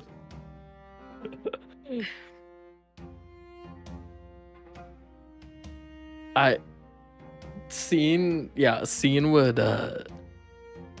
would give a low five to Turris and like lean in and be like, I feel like that guy keeps monsters in his basement or something. I might need Armis to guard me if I ever perform here again. Oh yes, But and then he would like show Turris the like 15 platinum. Cha-ching. Yeah. So in total, you guys got, from your various collection efforts plus the performance, Turkon, you go and later find the plate and all the coins that were scattered around by Armis, running around after re-inverting his head, flipping his head as he was running up to fight. Really quickly, was Lots of them in his this boots. task? Was this task of trying to earn income, is it higher than our level? Yeah, I would say so, yeah. Okay, I'm gonna use my celebrity dedication to get a plus one okay. circumstance bonus. All right. To Yeah. We Pull up do the an extra earn collection. income. We do an extra collection after the fight, right? Like that was part of the show. Yeah. This is all rounded up and grouped up together. Earn income is actually like awful scaling wise. okay, So that's fine. we're gonna amp some of this up a little bit because it was like a whole day effort from a lot of the party and adding on the excitement of the encounter. So instead of the 8 gold that a master performance earns at level 11, we're gonna go ahead and say that this particular performance, with the whole group effort kind of combined, made you 75 gold from all the various collection efforts, plus then the 15 platinum bonus from attracting the attention of I say Vildebroy or Vanderbroy? Vildebroy? I think you said Valdebroy. Valdebroy. yeah, you're right. Valdebroy. I wrote it down. I didn't even try to write it down because I was like, I don't know how to say that. All right.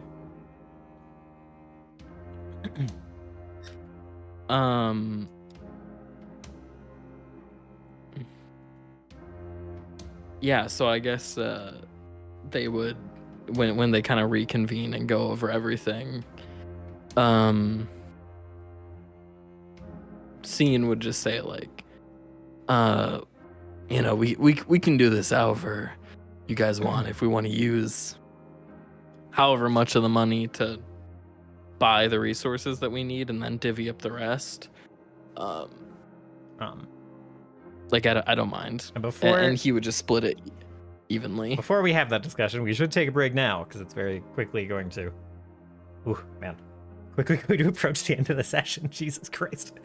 So we'll take a quick break. I got a hard stop at 7. Okay, we'll take a quick break, 5-minute break, and then we'll try to hurry along through some other stuff. So catch you guys in a couple of minutes. Okay.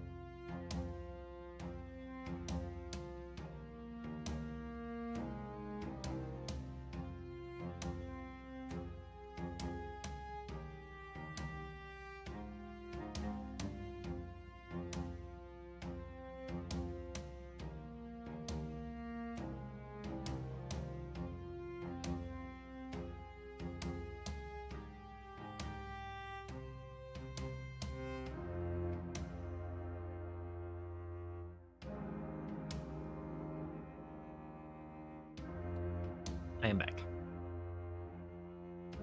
Welcome back. Thank you. Welcome back. So, daylight savings time it switches tonight, right? Yep. Yep. And my shift usually starts at 2:30, which is of course right in the time where it would normally switch. And they've messaged us 3 times with different start times. Oh my god, they can't figure it out. Yeah, both the follow-up times being like, please ignore the last message. We'll be starting it at this time. Oh no. And like just trying to get their well- shit straight. They're lucky if you'll Tomorrow at some point, would you be able to do a what is it called, a hammer time thing in chat. Yeah. That way, both me and Chris know what time to show up. Right. Yeah, I'll definitely do that. Because then your time changes today or tomorrow, Yes. and then my time changes the first week of April. Got you. Yes.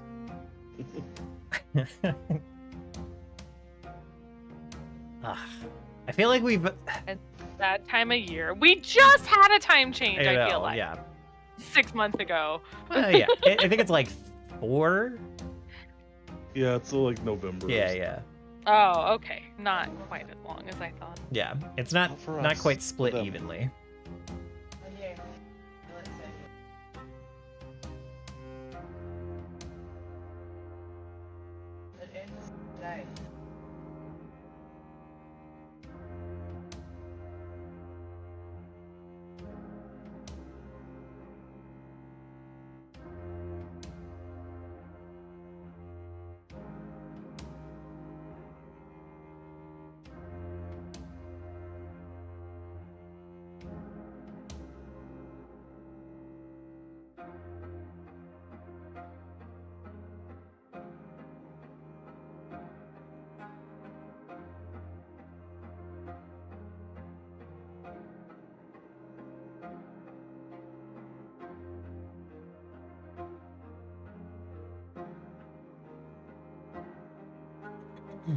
Man, these constructs can be so rough in terms of stuff just not landing. Oh, yeah. Tell me about it. I thought I had him with the lightning. I really did. Yeah. And I'm like, oh, I just need to roll better. And then both times. Yeah, Damn it. his reflex was his highest save, and then Yeah. he had hardness 10, which it's not a resistance exactly. Like, if you don't do 10 damage to him, at least, he doesn't take any damage. Which is like, I guess kind of like resistance, but it's like a resistance to everything, unless it specifically like Mhm. ignores hardness. Yeah, also he had like 30 AC, which is like crazy. It is. Until the armor Yeah. breaks, and then it's only 26. Mm. And I think that I don't know. Because I was like trying to set up a turn where I could do this, but then I just like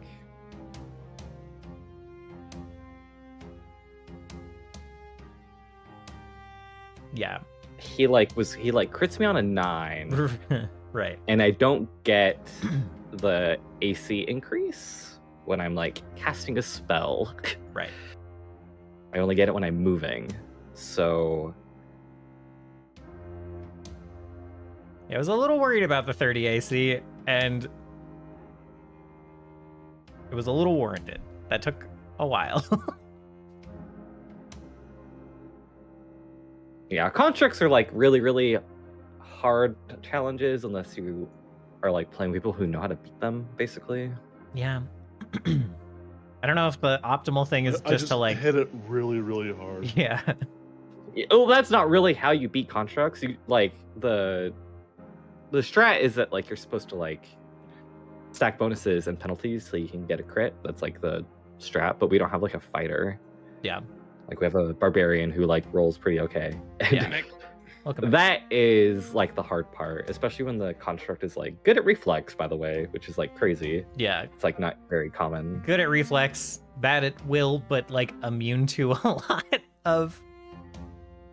Like its immunity entry is like 15 items long. Well, yeah, well, that's just construct immunities. Yeah. Because they're immune to all the emotional and mental effects. So Yeah. it's like. But also non-lethal effects and spirit damage and vitality damage and void damage. Those are just construct Yeah, immunities. I know. It's so- just like having will be a low save is not a very helpful thing. No, it's like. I'm back. Look back. And then when you happen to like save like 2 times against like my one thing, like. That was pretty rough too. Yeah. Because if we could have had like any one of these, it would have been better. Right. Like especially this like clumsy. Yeah. or if it could take Clumsy from the Thunderbolt, the thing Steris was doing. Yeah, it just is like the constructs are hard, and then that one had attack opportunities, which is like even more insane, Yeah. frankly. Yeah, it was like a fighter construct. Has double slice, which it didn't get to use that much actually.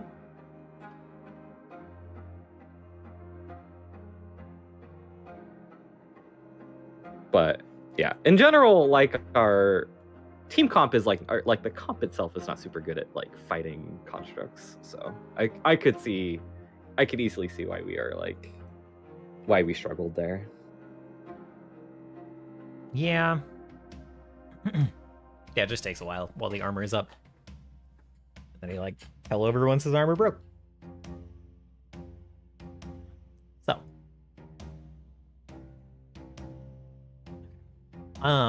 Is there anything you guys would like to do as the crowds are starting to clear out? You've collected all of the winnings. Scene was starting to, or Konnor, one of the two, was starting to ask about how to split the money to buy things now versus just kind of divvying up the winnings for later.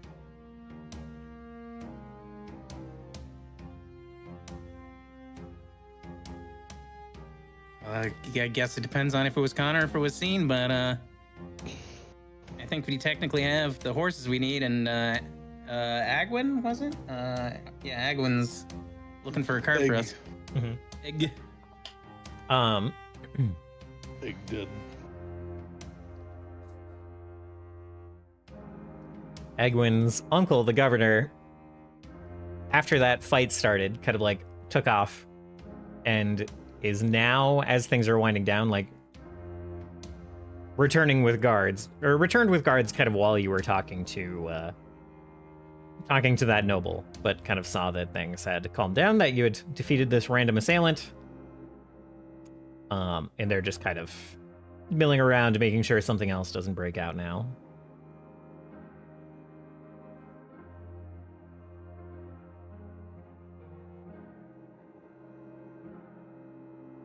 Is he like milling about as if he wants to talk to us in a second, or?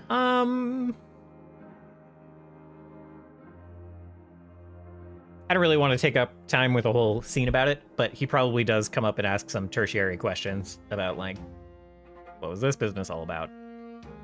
And kind of like gets the details of the encounter from you guys. And generally we never bothered to find out if it was a legitimate authority or not, so hopefully we didn't kill like a RoboCop or something. It is not recognized by Ogwin's uncle, at the very least.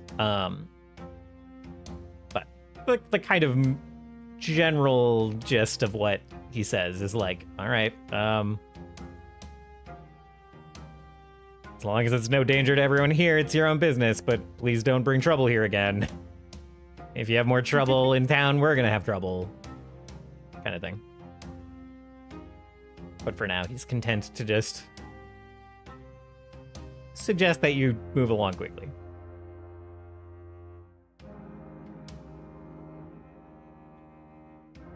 This will make a remarkable song for next time we're here, though.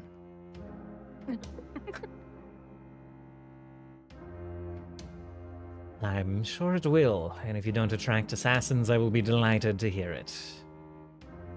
And then he kind of like rounds up the guards and departs himself.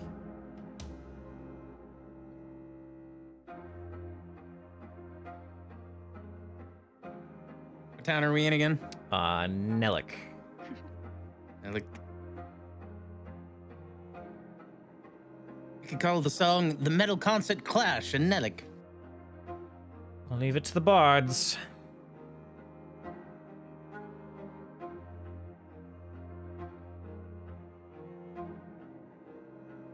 Although I guess when he says that, he looks pointedly over at Scene.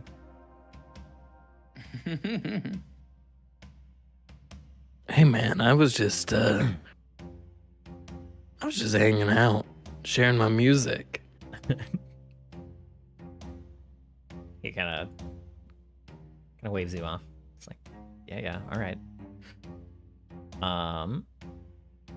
Maybe you should have sweet talked him earlier.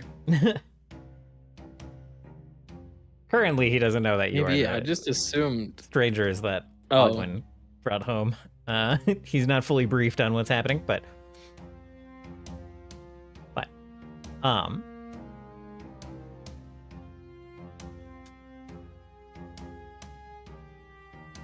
if you guys don't have much else you would like to do in town, you have your horses. You eventually meet up with Ogwyn.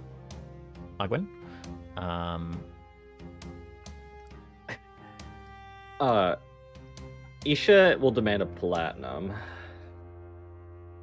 Since she paid for the horses.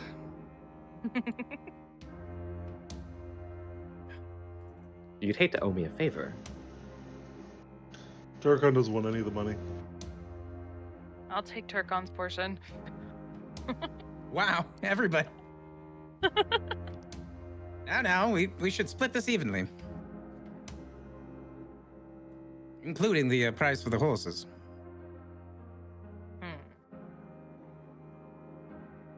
This was for everyone now, wasn't it? Scene would give 2 thumbs up. Yep, that was the plan.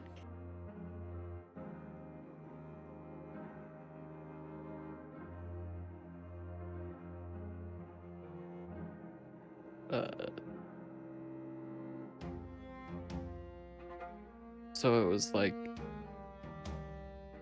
225, I think. So I think 45 gold a person.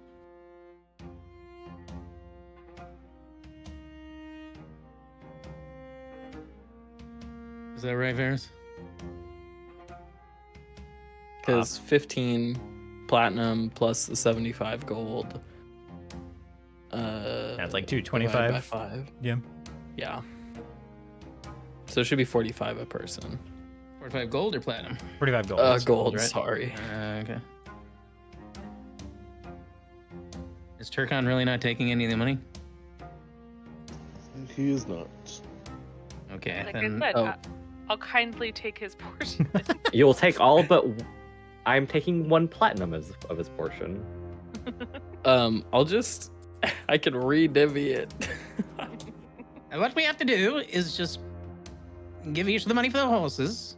It's not a whole platinum to get those horses, was it? That's ridiculous. You got scammed if you did. What if they're It's good for? 6 horses for 10 gold is actually a pretty good deal. I'll just give Isha one of I'll give Isha a platinum of mine. Just to make it easy. And then No, Isha like turns. She's like 6 horses. No, I had to buy 4 for Turkon.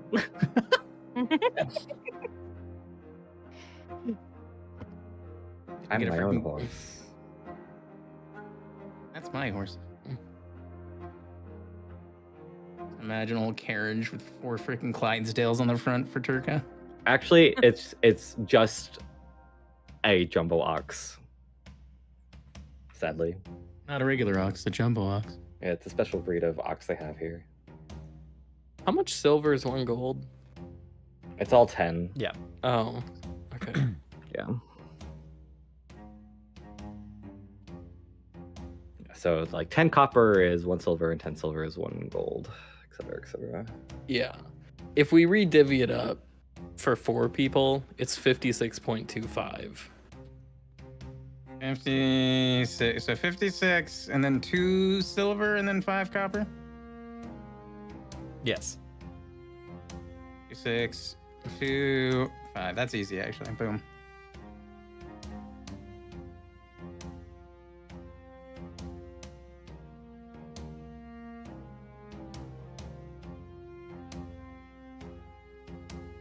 And then yeah, I would just give Isha a platinum.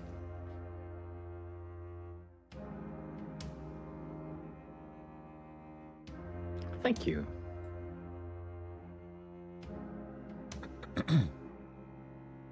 Excellent.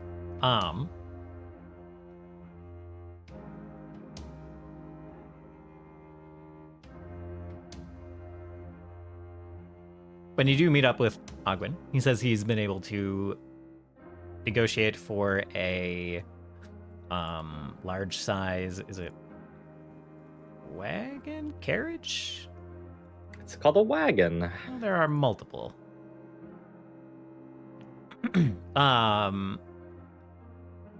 Yeah, kind of like a large size carriage. So like an enclosed.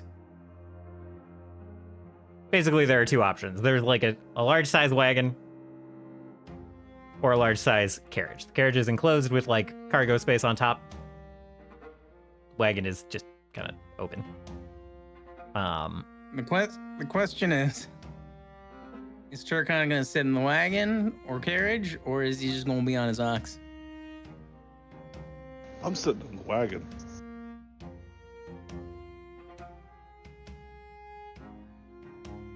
I don't think we can get a carriage. I don't know if he'd fit inside. Unless he can fit on the front. It's a large size carriage. If we got a carriage, I'd just sit on the top. It works. If you don't have cargo, just put a Turkon on the top. Be a little. Yeah, we'll just Top strap heavy. him down with rope.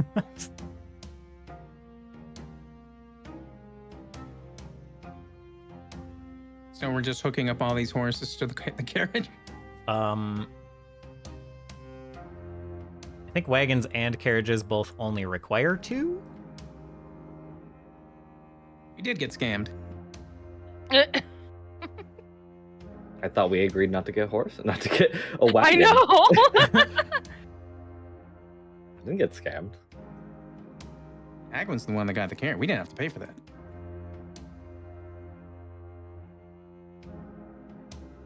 Man, I can zoom in on these trees so close. What? So It's okay. We'll want the horses and oxen for after. We can no longer use the wagon. the wagon is technically easier to drive by one. They both hold the same amount of people, take up the same dimensions. The carriage has much more durability. They have the same speed. And it's the speed of the animals pulling it.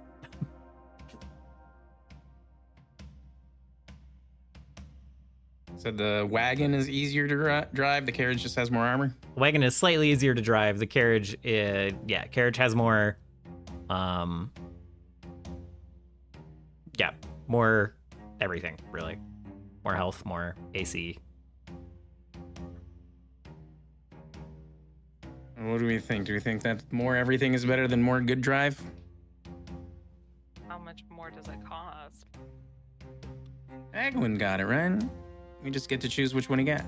Oh, well then get the carriage. As long as Turkon can fit in it. Turkon can technically fit in it. Sick. Takes up the seats for two. It can carry 6 people. Perfect.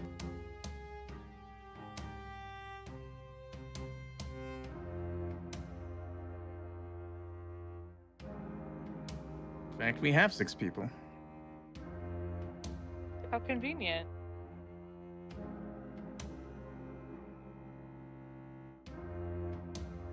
So it's the speed of what animals are pulling it.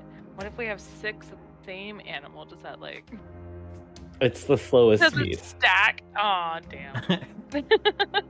Well, they're not, the individual's not having to work as hard, so Sure. It just means they get tired slower, I suppose. Or, you know, they can haul more, I guess. At some point, there's some diminishing returns. Like, you know, at some point you just have extra horses. Also, you can't just have like 2 horses. They'll get lonely and kill themselves. Oh, you have to have a herd. They get depressed and stuff. You need like a bunch of them.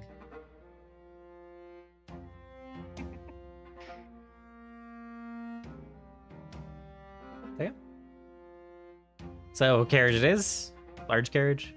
You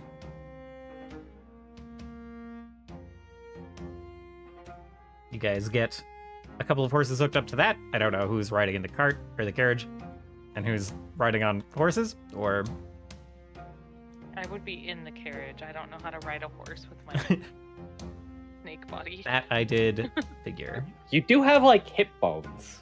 Yeah. What do You I would do just with my sit I with your just hip wrap my bone. tail around? Have you never like sat side saddle? Oh, have you ever sat on a horse before, Sarah? Yes, I have. Well, you would just sit side saddle. That's a I'm lot of saying- side on the saddle. Like you have hip bones. Like you would be able to sit in the saddle. Side saddle is I've a never. pretty easy solution. It's true. Okay, great. I don't know that. I don't understand. I don't know that. I've never ridden a horse, so I do not understand how Scene would. He just floats on top of the saddle, Yeah. That's so comically funny. hovering above it. That's so funny. I love the idea that Saris is just justifying her fear of horses by like being like, well, I don't know how to sit on one. I don't have legs. Aren't horses? Okay, among- okay, relax, Kaladin.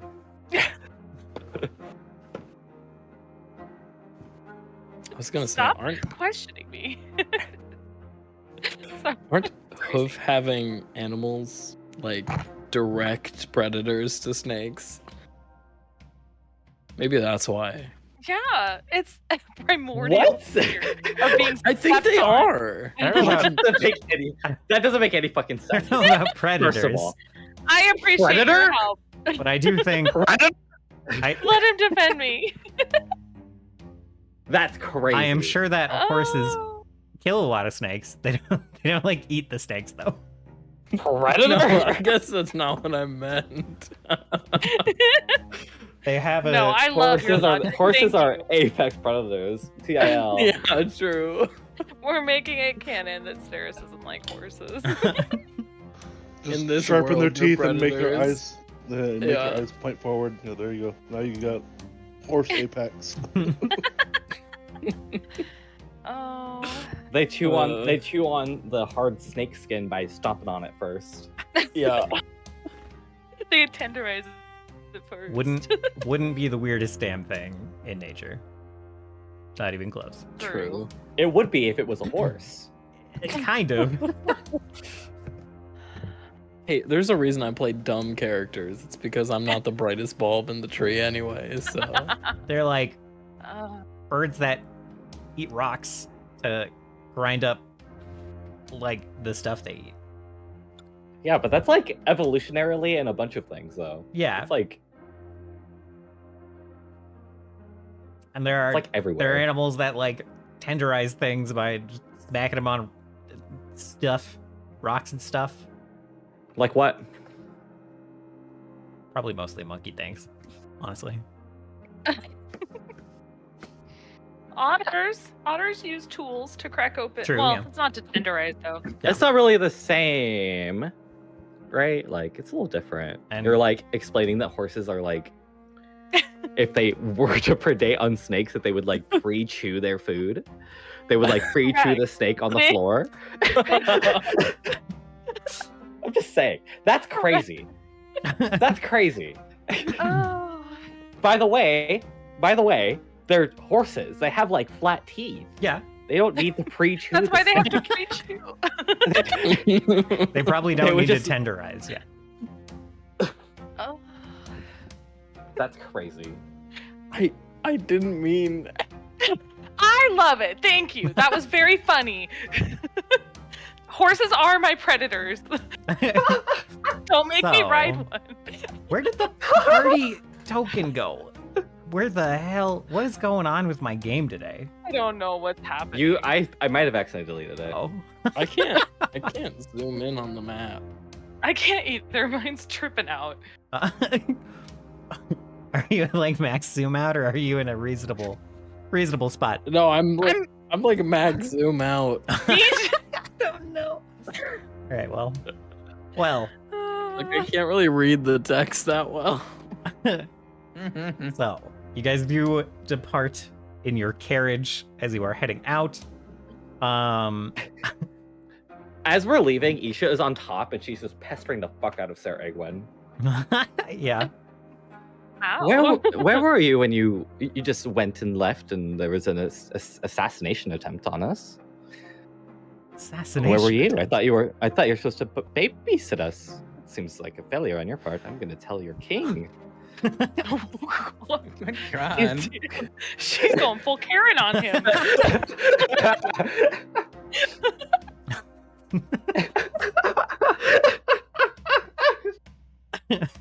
Gonna have to write a formal complaint and everything. I've never submitted one of those. Well, Never in my years. you lot keep putting in so much effort to give me the slip, I thought perhaps I would just make it easy on you today. Oh. Oh, you would never do such a thing. Your pride won't let you. You might be correct. I am correct. Very perceptive of you, Asha. Mm-hmm.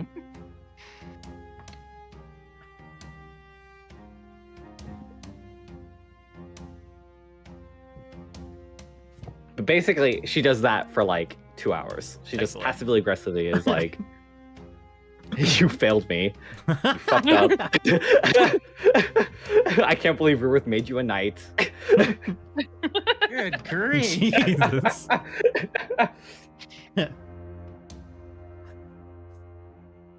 Probably a little bit of like, yes, well, that's why he gave me border duty, perhaps. Perhaps he is disappointed, etc.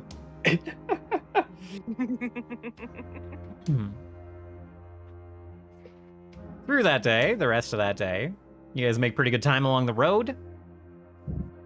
There seems to be a decent amount of travel between Nelik and Tinia.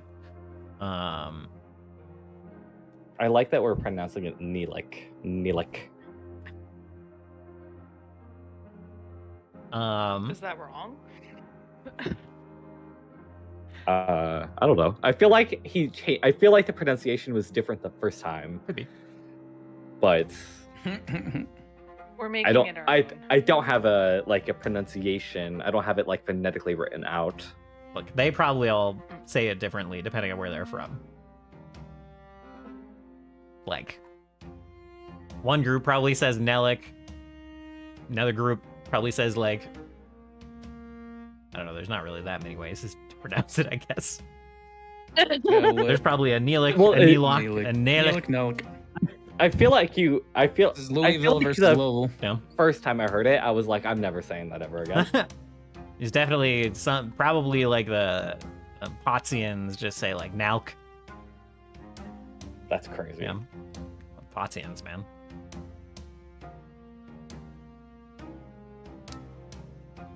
So anyway.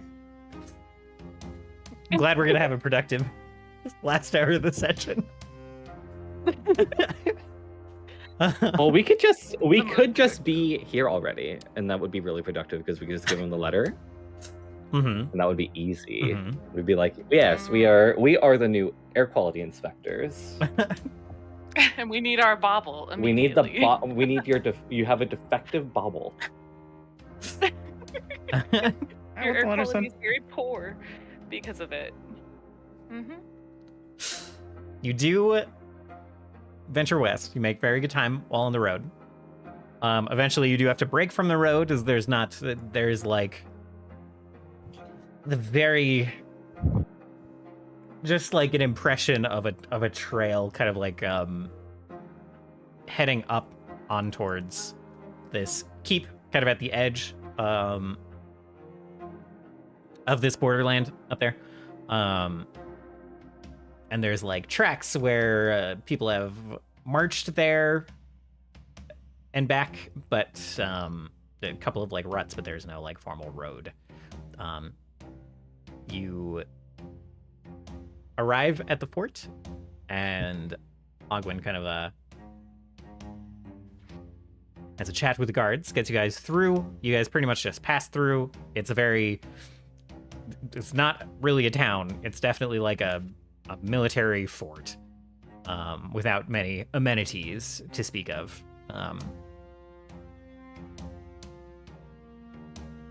So I imagine you pass through pretty quickly, and then you kind of end up in this sort of desolate Joe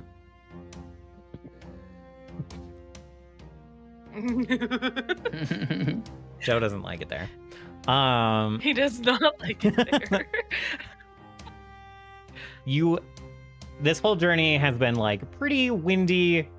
The rain has kind of like been off and on the whole way up here, like much less as you get kind of away from the coast, but it still gets pretty like misty. And then you kind of get up over this hill, kind of like up into the highlands where like you descend back down into this river valley a little bit, and it's like much drier suddenly. And that, buddy, give me 10 minutes, Joe.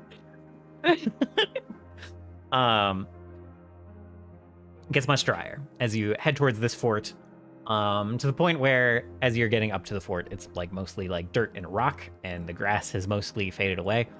And you kind of think that's the worst of it as far as just the weather goes. But then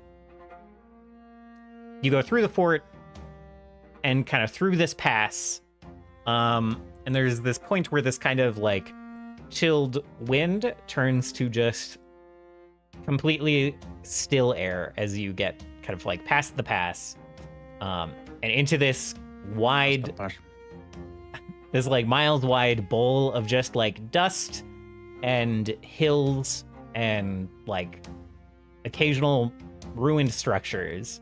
The air, Oh my god, it's Bakersfield. the air is just like totally still. There is like no breeze to speak of.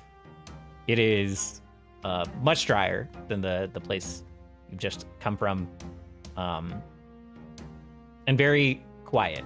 There's just like no movement, no real sounds of wildlife for the most part. Occasionally you'll hear like a bug or something, but it's just miles and miles of like dirt and jagged rocks here. You can see why it is not commonly not very populated. You don't really see why someone would have a church here. Faith knows no limits. This place seems as friendly as Isha's personality. My personality is quite friendly. Is that right, Egwin? Nearly as dry too. Well, maybe if you were there when we were trying to be assassinated, it would be fine. But you weren't. He was finding us this carriage. It doesn't take that long to find a carriage. Listen, it looks better on us anyhow. If the town guard or anyone in the military had intervened, it would have taken our own laurels away.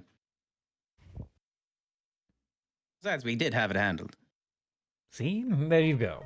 All the glory to you.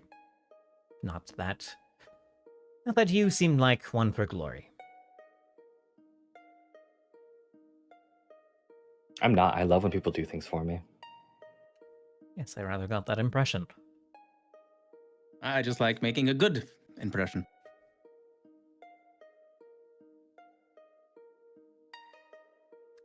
It will take really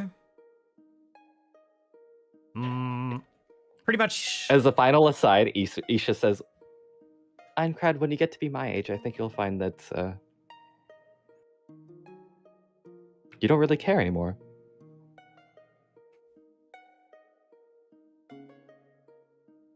She like slumps to the floor.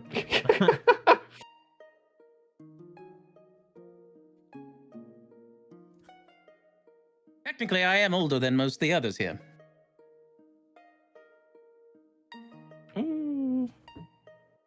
Weren't you born like 3 weeks ago? From a certain point of view. But also, there are some times when Ogwyn just gets quiet and listens and gives everyone curious looks, and this is one of those times. To say that you were alive when you were just a building is insane. Yes, but those stones speak stories. And if not for that time, I wouldn't be here right now.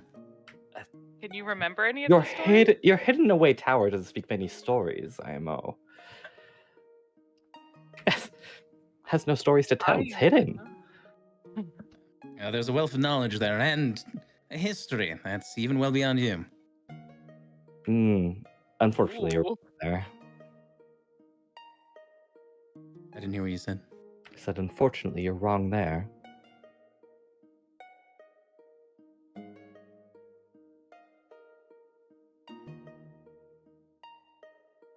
But it's okay.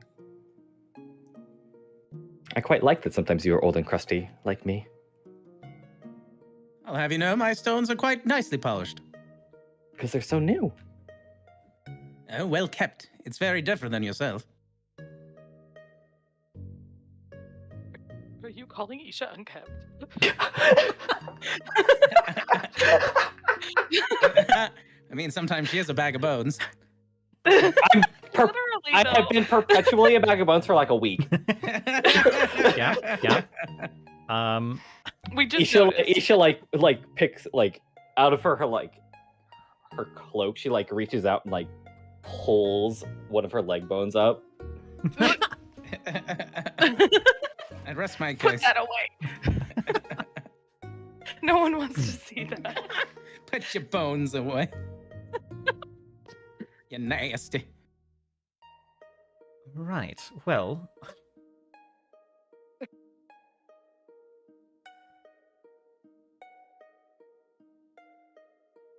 Night is going to fall before we make our way to the church. It is up to you all if you would like to camp before then or not.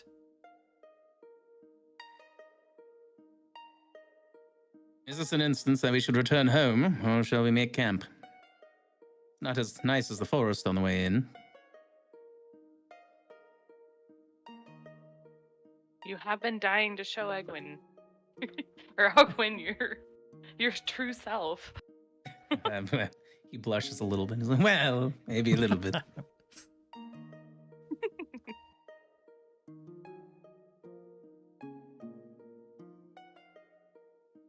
You said there were like ruin buildings like throughout here? Yeah.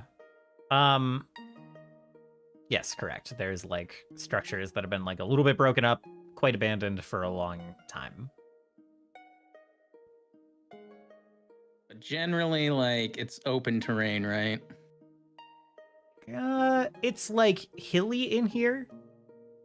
Mm-hmm. It is open terrain as far as like there's no tree cover. Even these buildings don't like they provide quite a bit of cover, but there's not like a sea of trees kind of closing the terrain, I suppose. Yeah, okay. Like there's plenty of places to hide, but you can see for miles and miles. I guess the question is, do we want to make camp here and risk a lookout and hope that nobody can sneak up on us in the dark, or to actually go back and risk just like the one possibility of somebody coming through and attacking us back at home?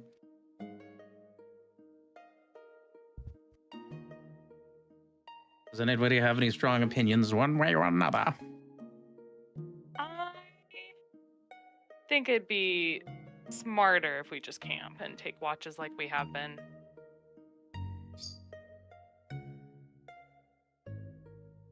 I agree.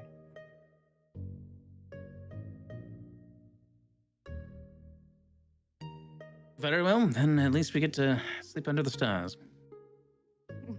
And stars there are.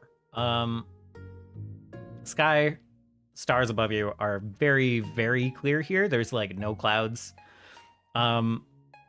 Directly above you, you can kind of see clouds, especially to the like the east.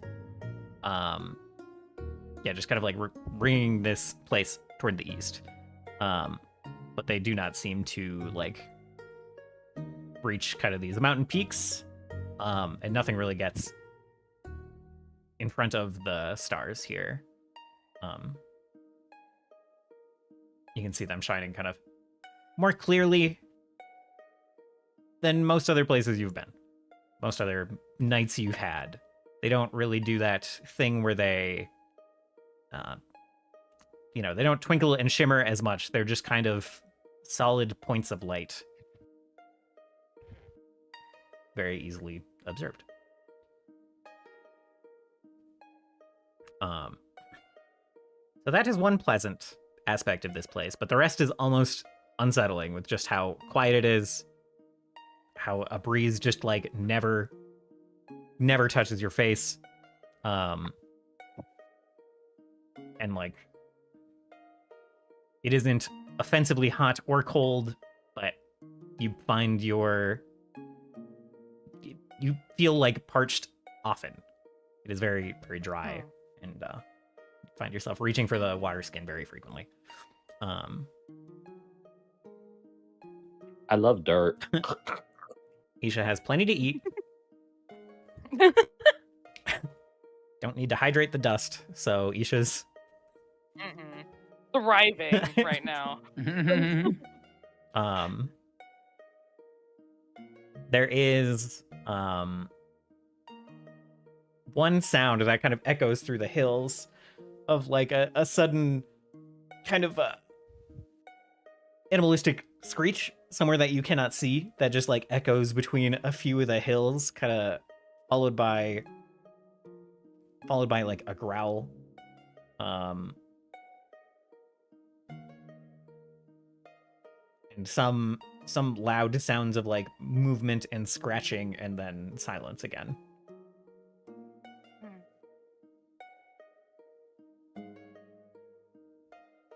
And otherwise, the watches go undisturbed.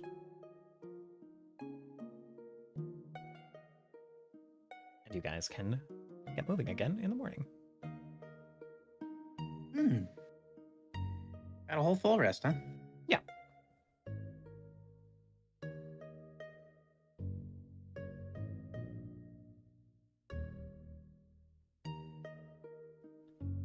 In the morning, you make ready,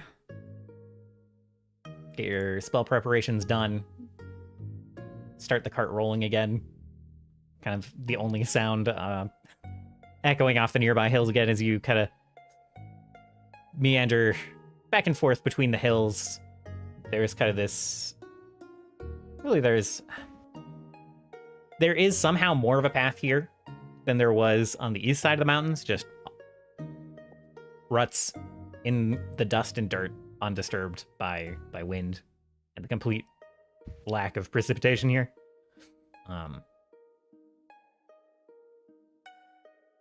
And again, it's just quiet for a good couple of hours as you make your way forward. And then you come around a corner and you see kind of a bit of a plateau ahead of you, rising up kind of a little bit from the hills, but from a distance, it was kind of almost camouflaged by the hills. Like, it just looked like flat land from afar anytime you got a glimpse. And only now you can kind of see that it actually like rises above the nearby hills a decent amount in this kind of lowest part of this bowl. If there was precipitation here, this place would be easily flooded. But since there's not, it is not an issue. And Ogwyn kind of nods at the plateau. Says, from what I understand, church leads under that a little bit, a little bit around the plateau. And you follow this kind of very old trail around a little bit, and then again you hear this sound of just like this very like deep scratching up ahead a couple of times, and then like the sound of kind of rustled stone and dirt getting shoveled around in quite large volumes.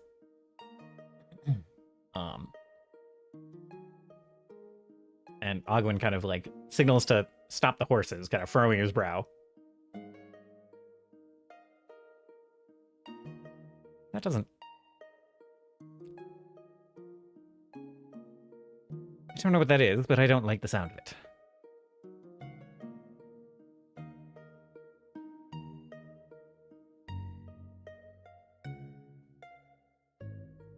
Are there any strange reports from the most recent camp that we went through?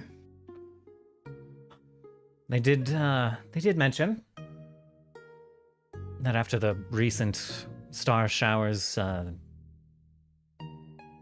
things that usually hunt in the forests nearby and further up the mountains have kind of moved their hunting ground, are looking for different places to hunt. They're not sure why. Still, did you say star showers? Yes. Harris kind of looks at the others like, oh boy.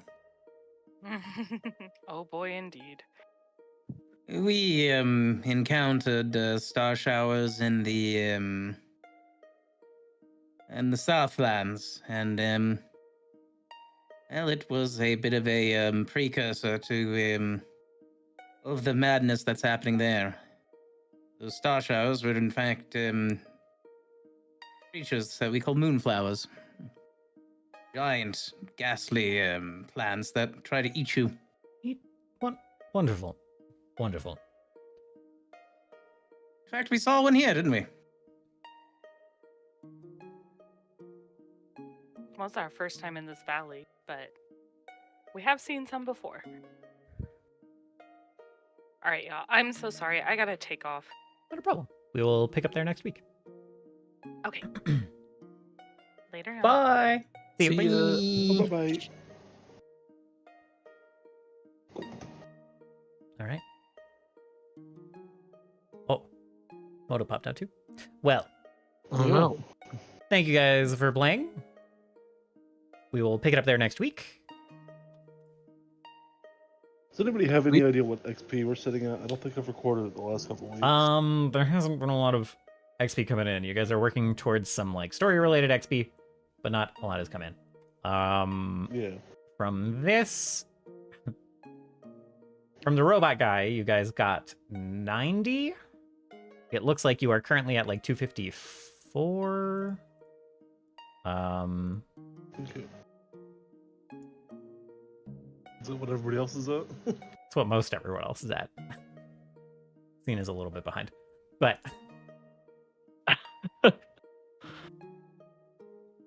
So 344. yeah, 344. I'll adjust it for Isha and Steris.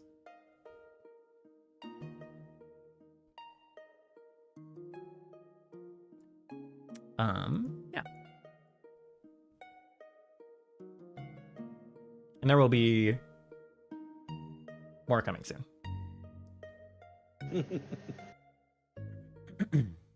Well, as always, it's a pleasure. Yeah. Always thank you for hosting. Yeah, thanks, Yeah, Ferris. thank you so much. Yeah, thank you guys for playing. I'm also gonna take off pretty quickly today. So Sounds good. catch you guys next week. Maybe I'll actually be warmed up for once. No, it was great. I thought that was great. I'm glad that Ferris is like, hey, we should put on a show, and we got to do a whole freaking. Yeah, I thought that was fun. Yeah, no, I enjoyed that. Well, the highlight for me was the rich guy accent. That was. That was really good. I got so sick of voicing him so fast.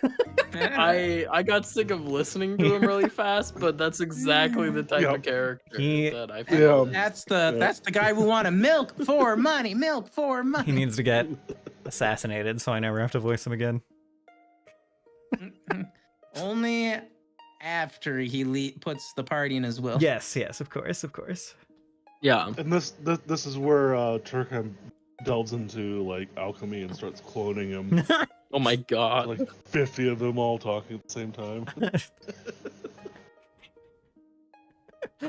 Oh no. All right, I'll talk to you all later. Yeah. Yep. See you guys. Bye.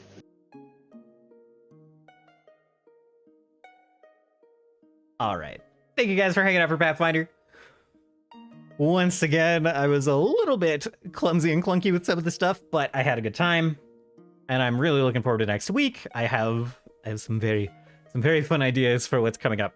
So I'm looking forward to it. For now, Go find someone to raid. See, Tauros is on. I don't get to raid Tauros often, so I think might go hang out over there. Tauros is playing Heartspace Shipbreaker, which is also a game I've wanted to check out. I don't know how long I'm going to be able to hang out today exactly, but we'll go say hi. I will catch a little bit of that. So, I did not end up getting on much this last week to work on music and whatnot. I would like to this coming week, and I will make an effort to do so on like Monday, Wednesday, thereabouts. So, hopefully we can manage that. No promises, but I will put up a schedule on Monday, and we'll see where we go from there. So, once again, thank you for coming and hanging out for some of the tabletop stuff. We'll do music and GM prep soon, I promise. And I hope you have a wonderful night and a wonderful weekend. Goodbye.